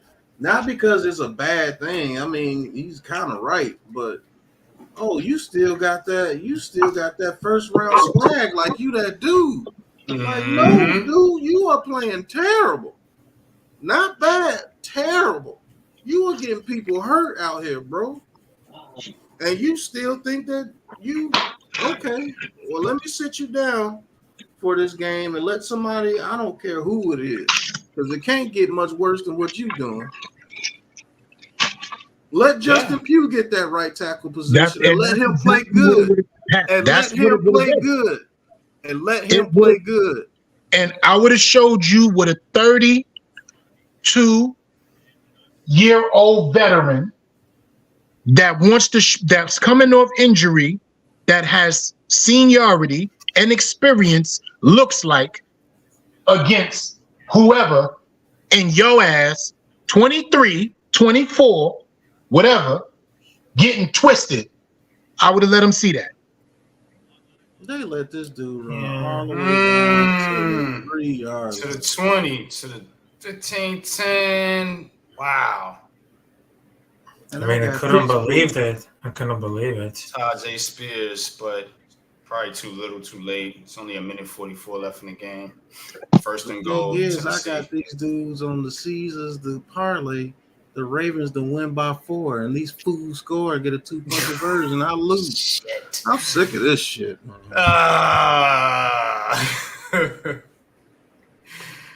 God damn. God damn. No sense. But yeah, I need to know what her job is. The broad that squeezes Gatorade, I need to know what her title is. Okay. Yeah, she get paid at least $50,000 to do it. $50,000 a year, bro, just to be like, yo. Gatorade. Word. That Gatorade. She's is her title Thirst Quencher? What is her title, bro? Mistress Equipment manager, game manager. I need to know. Yeah, Gatorade. I told you. That's a fact. Hydration. Right. I would have said something, but we live. Oh, man. Yo, he's gonna die too. Malik Willis, Willis with the snap gets hit and down he goes again. he is gonna die. But holding against the Ravens, they want them to score. He will absolutely get murdered behind our offensive line too. Yo, I told you this fan base want a magician at quarterback. You really think these quarterbacks are what they really advertise these dudes coming out of college, bro? You really I'm think glad Caleb he had Williams that is all that? space last night, man. You too, Pat, because it gave me a lot of clarity to what the Giants fans really want. And the comment that was made to me, and I'm gonna keep saying this shit because I was like, what? It doesn't matter. It's how it looks. It's going That's to what look that's what different. somebody said. yes, Yeah. yes, I'll and tell you I who, went but a step further. I went a step further, Pat. Yeah, I ain't going to do that on stream, but I went a yeah, step I don't know further, if you were Pat, and still asked listening, but DJBTE. I went one step further, Pat. NYG, you was there, obviously. You know, I went one step further, and I said, so I just want to ask one question. If we had Caleb Williams against the Buffalo Bills, would it look better? Authentic and the dude from overseas, Tommy, was like, yeah, you know, can't make him change his opinion of what he feels, right? Yo, first of all, brother, you don't even know me and this man relationship as brothers. This is the same dude who was flip-flop, mollywop, go get your kids shot. Every week he changed his opinion on Daniel Jones. I sat next to this man at a barbecue with wine in my hand and interviewed him and watched him say, pay that man, you know what I'm saying? Whatever he wants, whatever he needs, pay that man. And then the next week be like, nah, bro, we got to get into the quarterback, bro. And then the week after that, yeah, you know what I'm saying? That's my quarterback right there. So please stop jumping in to make it seem like somebody said something false or wrong. I'm only calling out what I sit next to for games as my little brother, and I know he's emotional. And then on top of that, mind your business. Feel me? I always talk about. This is the same nigga that told me that Malik Willis was the next Michael Vick. Like, get out of here, dude. But you notice they screenshot all of our quotes and stuff, right? They screenshot us because, again, they suffering. You do that when you suffer, Pat.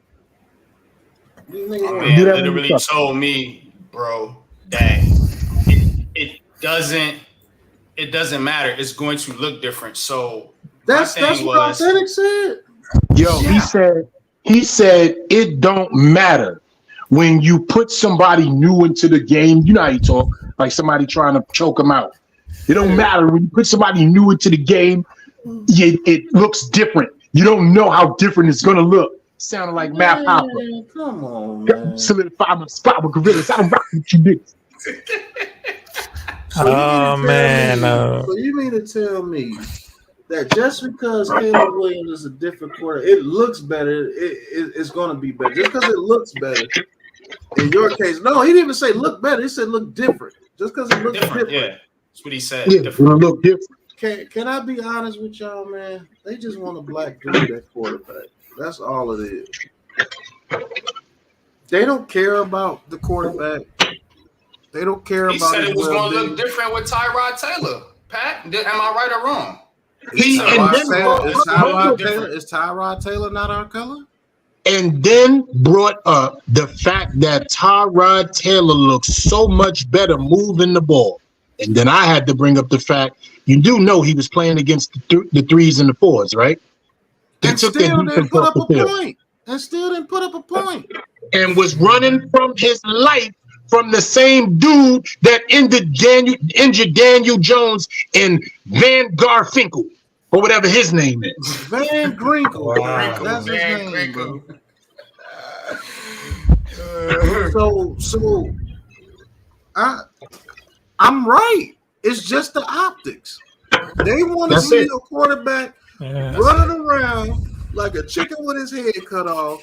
Maybe make a play here or there by throwing it across his body every once in a while, every blue moon, maybe once every 4 games, and they would be happy as shit. Mm-hmm. It does Still not matter that losing. we win. Still losing. People still getting hurt. Offensive line still the worst in the league. But we got that black guy that's running around like a chicken with his head cut off. Way to go.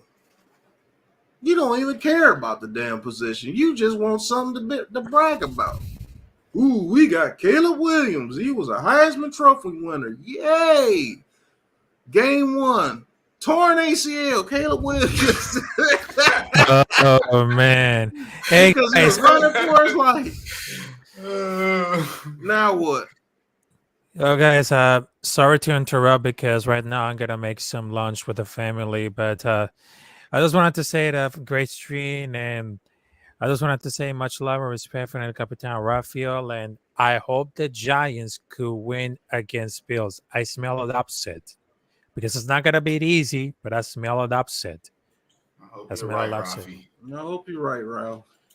I Appreciate hope Have a I'm good right. one, I hope man. I'm right. And salute to everybody else of Unpopular Opinion Sports, to Choosing One, Big Pat, Salute. Big Brother Lou, and of course for the Big Blue Crew. So have a good one, folks, and happy Sunday football, Filaments. All right. All right. Have a good one. Appreciate you, Raphael.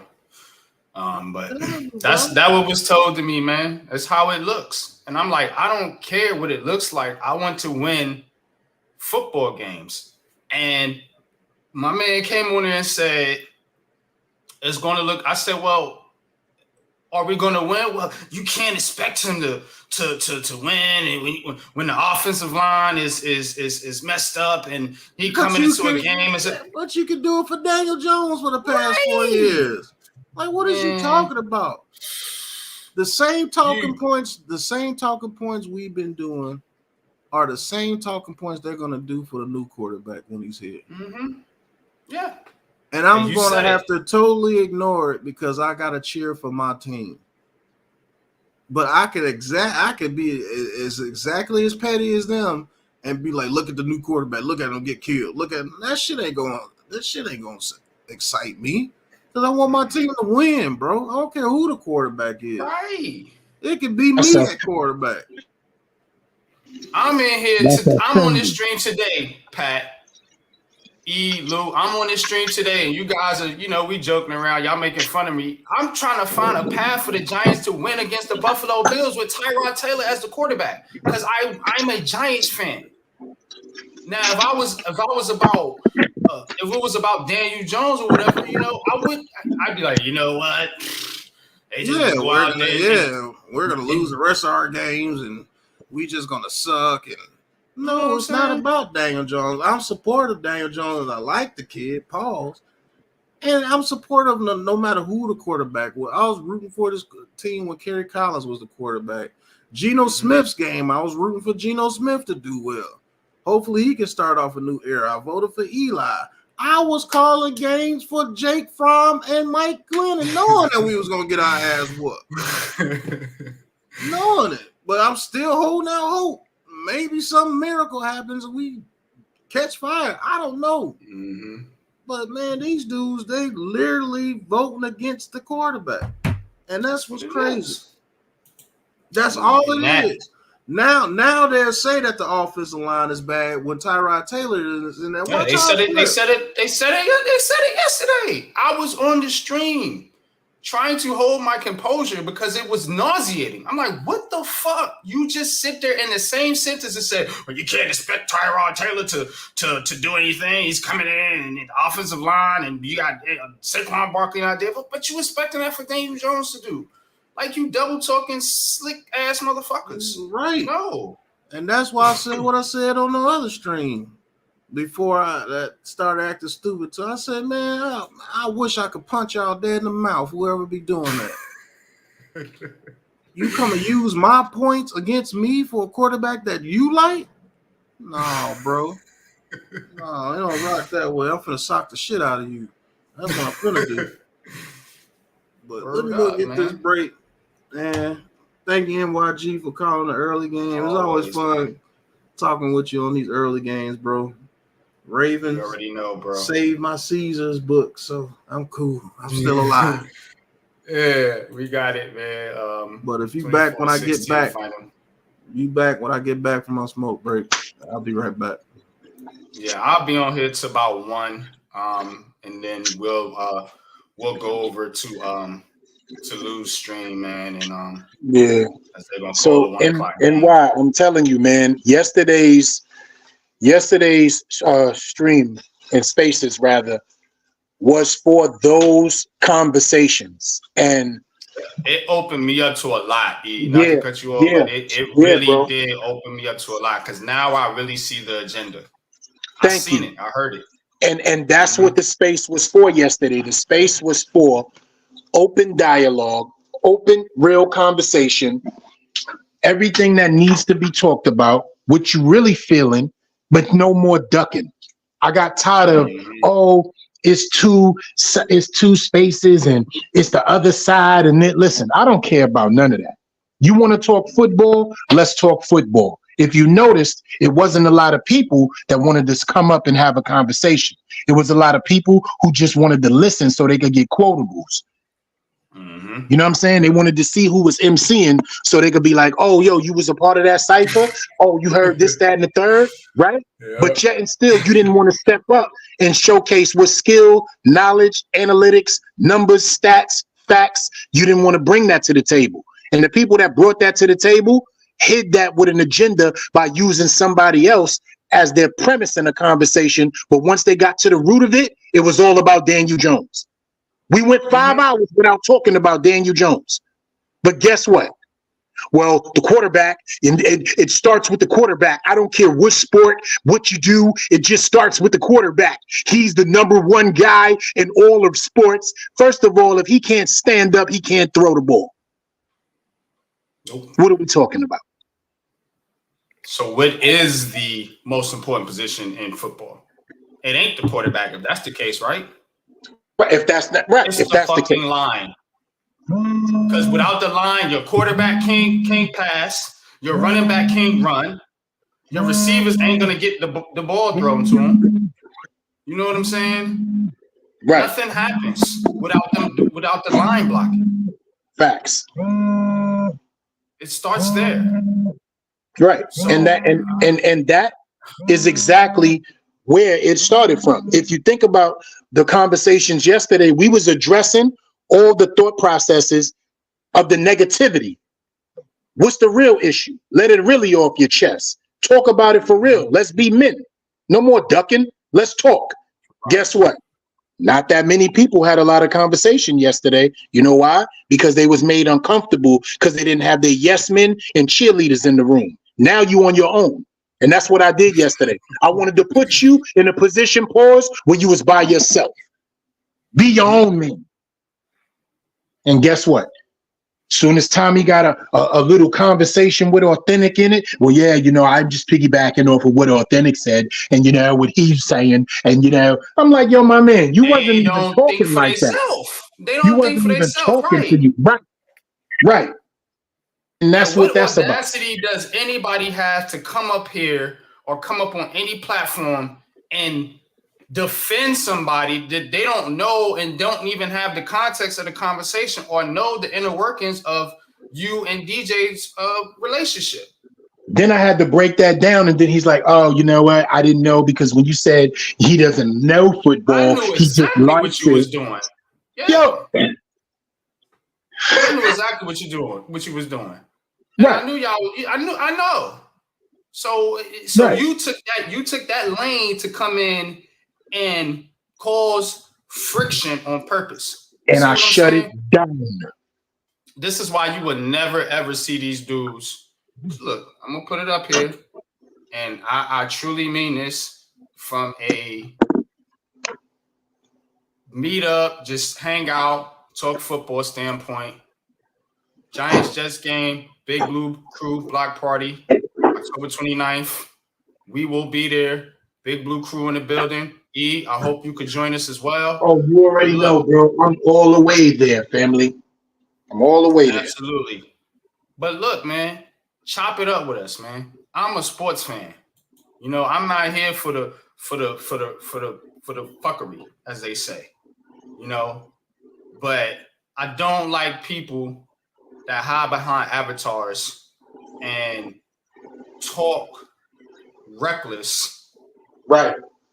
and never actually, because I'm from that era where it's like, yo, say that to my face. That's and a fact. It ain't no, you know, oh, we gonna fight. Nah, I'm not for all that.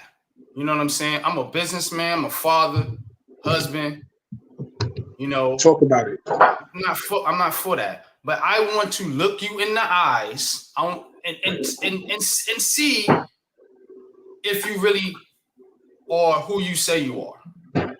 Come on now. When me, Pat, and Lou was at that draft, we was exactly the same people that's on these streams that we are in person. Exactly. Mac the Giants fan, Rodney, Joel, all of us. That's what I want to see.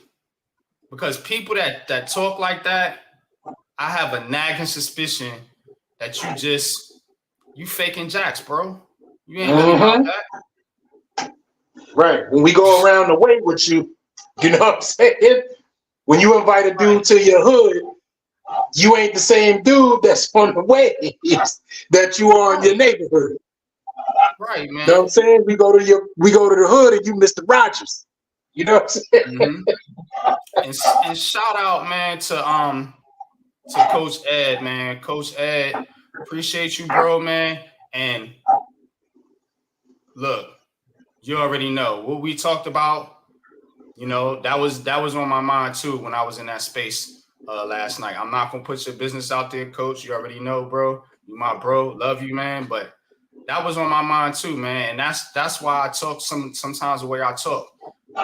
You know, because it's a lot of sucker stuff going on in this community, man. I don't like it. Bro. This is a sports fan. We're supposed to be together as Giants content creators. You know what I'm saying? Shout out to Big Dash. You know what I'm saying? Big Dash always comes through, man. Always shows support, man, to everybody in the community, man. These are people I respect, man, and I show love for. You too, E. Pat. You know, ain't nobody coming up here just to start trouble. You know what I mean? Just to want to be you know, controversial and shit like that, man. Yeah. I don't like it, man. And those are the people I will call out. As we should. Whether it's in a space, whether it's on YouTube, or whether it's in the freaking streets. Come on now. Come on, Straight brother. up, man. Because we can't do that, man. We grown men for one thing. And if you got a problem with another grown man, what do? Yo, you sit that man down. You talk to that man. Right. You feel me? You let that man know exactly how you feel. Twitter. You don't go behind his back. You don't do no sneaky bull crap. You call that man up, or you know, hey, look, bro, I'm gonna be there. Let's meet up. Let's talk this out. You know, and 9 times out of 10, from my era, from where I'm from, that you know what that type of stuff ends up in? A handshake. My bad. I feel you now. I totally understand where you was coming from. Da da da da da. But when you're doing all this Twitter back and forth, sneak, underhanded, I can't respect that. I don't respect it, man. Because we know one thing about that type of situation, right? And that type of person, right? And why? Mm-hmm. If you did it to me, pause. How many other people that you doing it to? Right. Who you hang with that's like that? Are the people that tell you they love you, they really love you? Because if they did, they would tell you what you're doing ain't right. See, the problem is people like to have people agree with them all the time. Exactly. And that's not love. A yes man is not your man. A yes man is not your friend. A yes man is not your brother. See, I need somebody to let me know, yo, E, that's wrong, bro. But these are the things that we need to do to make sure that don't happen no more. Or what can we do to make sure that doesn't happen anymore? Or, yo, brother, listen, I don't know where you from, but this is where we do things my way. This is how we do things that way. Whatever way you guys do things, let's come together. Let's reason. Let's get to the actual root of the problem. But that's not what goes on. Twitter has allowed dudes to create personas and images that are not who they actually are, but who they wish they could be. Mm-hmm. So when you put up these false images and when you put up these fake icons and when you have these conversations so you can be heard, what you don't understand is the root of who you are at some point will be exposed. I will see you at a game. I will see you at a tailgate. I will see you somewhere in person. And the same person that I am is going to walk up to the same person that you've been acting like, but you really are not. And it's going to happen right there. Not angry, not mad, not none of that. What's up, fam? How are you? Oh, what up, E? Before we get into the what's ups, let's get into the what's ups. Mm-hmm. What's up? Before we get into all, let's get into all this. We over at J16.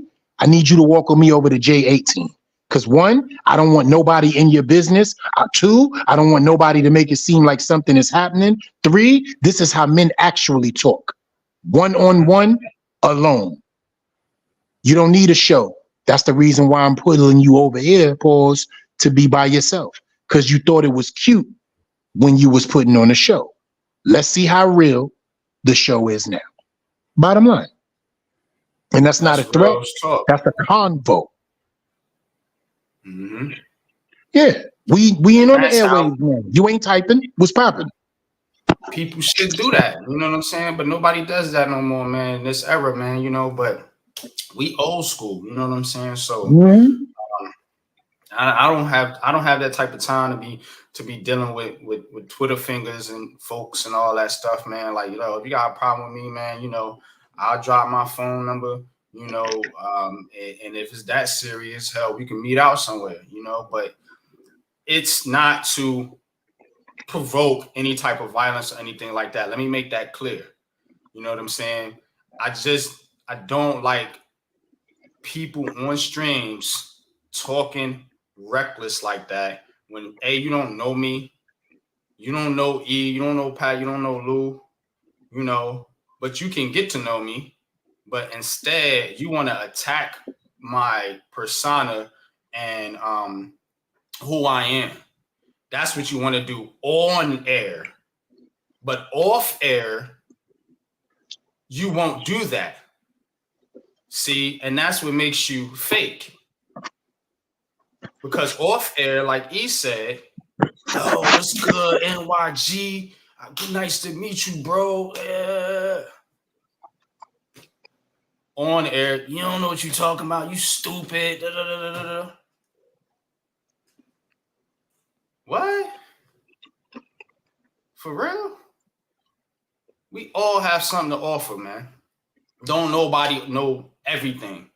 You know, I sit down there and I said, in your space, I said, I would never challenge your knowledge, Coach, Lou, Pat, of the game of football. You guys play football. I did not play football, you know, on that type of level. I played basketball. That's something I can really dive into, X's and O's, but football was different. You know what I'm saying? So I'm more of a fan than anything else. So I'm not going to sit up here and challenge somebody's knowledge of the game. You know what I'm saying? Doesn't mean I don't know nothing. It just means I have a sense enough to listen to people that know the game better than I do. I don't have that type of ego to sit up there and like, you don't know shit. That's not me, but that's other people. You know, so anybody that follows me and supports me, I want to thank you.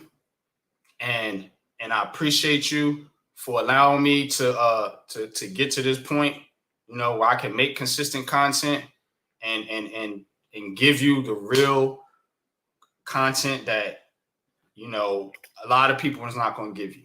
You know, I would sit up here and tell you when I'm wrong. I would sit up there and bring people on the show that know football better than I do. You know, I would sit down and have Giants conversations with you guys. There's people that have my phone number that can call me on the phone and talk about the Giants. That's who I am. Who you are, you're hiding behind who you are with an avatar on Twitter. That's the difference between real men and fake men. But I've said enough, man. It's time to watch some football, y'all, man. 1 o'clock game's about to kick off. Love you, bro. Hope you can stick around, man. Go over to G Nation Inside Sports, you guys. Lou's gonna be calling that the 1 o'clock game here in just a little bit. You know, as we all take a break. I've been on this stream for 3 hours. I've been up for about 6 hours. So I'm gonna take me a little break. Then I'll be jumping over to G Nation, man. As we call the game, man. You get football all day Sunday with the Big Blue Crew. It's free content. It's knowledgeable content. And trust me, man, we're doing things outside of this that's a lot bigger than football, man. For you guys, for this community, man. So definitely salute, man. And I appreciate each and every one of y'all coming through, man. I'm going to give my man E the floor, man. And any last words you got, bro? Pat, Lou, I think they're away from the stream right now. So Absolutely, man. Y'all can catch me on the Shakedown Media Network YouTube channel, E_the Chosen One. On Twitter, I host spaces, me and my boy Mellow Wick.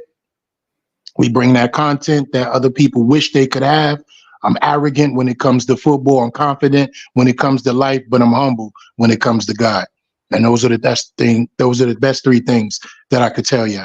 And that's right there is what allows me to come over to a stream, join my brothers, enjoy what we do, which is love the game, talk about the game, take a Sunday, start our week with God, football, and family. However you want to make those 3 happen, it's the same difference, right? So I want to thank you, brother, for allowing me to come speak with you today, chop it up with the fans, give my bit of input and knowledge. You know, hopefully I brought a little bit of fun to the situation this morning. And it was a pleasure, man. Pleasure was on mine. And thank you. Definitely, man. Appreciate you, man. Appreciate my chat, man. Shout out to Coach Ed, man. If you ain't subscribed to Coach Ed's Amazing World of Sports, I don't know what you doing with your life, man. You know what I'm saying? Also, that's my co-host on Tuesdays, Heart of the City, 8:30. We may or may not be coming back on this week, but definitely check us out, man. And you can always check out previous episodes, man. We always bring in fire content. Shout out to Big Dash, man. You know, as I said, Big Dash, a staple in this community, man. You know what I'm saying? He definitely supports all Giants content creators, man. And, you know, much love to you, Dash, man. And Dash bringing in fire content, man. Love his videos, man. Dash, what up? Coach Ed, what up? Bookends, tackles, man. Always, man. Bookends, peace. Down in my chat, man. You know what I'm saying? Every single stream, man. I appreciate you, Bookends. Appreciate you, Miss Ronnie Rivers, man. Thank you, man. Much love and support, man. We always gotta appreciate our women in this community as well. That's another thing I don't see. Now, we ain't talking to her, though, and why she owe me about 5 pans of chicken, brother. We ain't talking to her. We ain't talking to her. Nope. Big fan Breezy in the building. Definitely, man. See what I'm saying? That's the type of person I am. My man Breezy, my boy, he's not even a football fan like that, man. But he's in the chat, man. And this is how we get down. You know what I'm saying? This is who I am. This is who we are over here with the Big Blue Crew. You know what I'm saying? Football, basketball, baseball, boxing, whatever you name it, we got you. You know what I'm saying? Shout out to Big Fan Breezy. Go sub up to my guy, man. Bringing that fire NBA content, man. Of course, Mac the Giants fan. What up, what up, what up? Giants fans, man. Love Mac, man. That's my bro, man. Me, Mac, and the crew, we will be out there October 29th, man. So definitely check us out, man. You get to meet me, Mac, the fellas. And also Wells. Don't always shout out to Wells, man, because him and Lou, that tandem on Leather to the Face Saturday nights, you don't want to miss it. If you're a boxing or UFC fan, you don't want to miss Wells and Lou calling the match, man. And Leaf, man, Leaf Diggy, man, coming through for again, one of the Brooklyn Nets content creators, man. Also a diehard Packers fan, man. definitely appreciate you coming through, man. Sharing your knowledge and wisdom with us, man. Definitely, man. I like people like that, versatile. Man can talk basketball all day with you, but he spent a whole stream on this show talking football with us, man. That's what I'm talking about. That's how you bring people together. That's what we doing over here, man. Unpopular Opinion Sports, man. Appreciate y'all for coming through, man. But we're gonna get up out of here, man, with the Big Blue Crew outro. Yeah, Man. where do I find the link at? And why? The link to the next stream. You could put it on the you could DM it to me on Twitter. Yeah. I'll put it in Twitter. If you go to I don't know if they got you in the Big Blue Crew chat. That's usually where we put all our links at, man. So I gotta add me. I'd be skeptical about putting links in the YouTube chat, because then I get trolls that try to come on the show. You know what I'm saying? But if you throw it in the shakedown chat, you know what I mean? I'll do that. I'll throw that. I'll throw it in the shakedown chat. Yeah, that's what's up. Shakedown chat, for sure, man. But what's going on here? These dudes started fighting before the game. Oh my. The 49ers and the Browns, they start bugging. Browns about to get that business, man. I know one thing. Deebo Samuel ran in somebody with his helmet. Browns about to get that business, man. But we're gonna get on up out of here, man. I'm gonna take a quick break, like I said, and then head over to Lou's stream, man. But until next time, y'all already know what it is. Peace. This is a Big Blue Crew production.